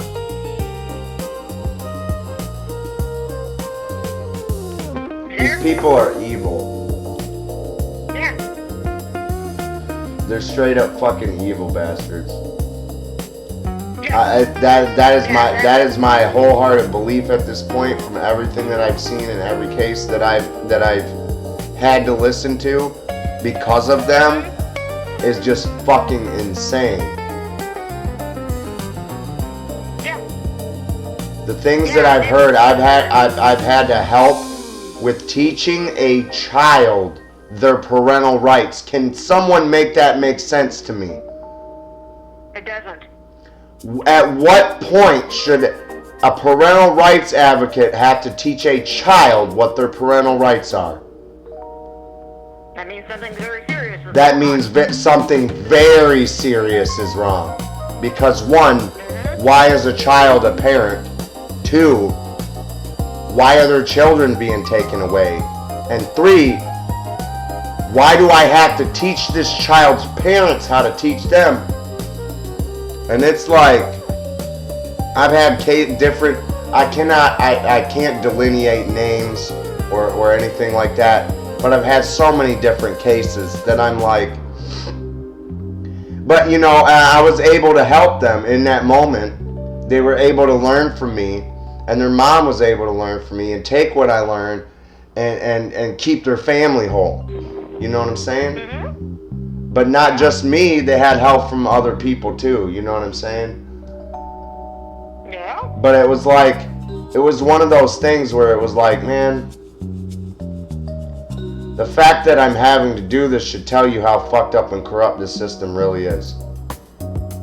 Yeah. You know? Yeah, and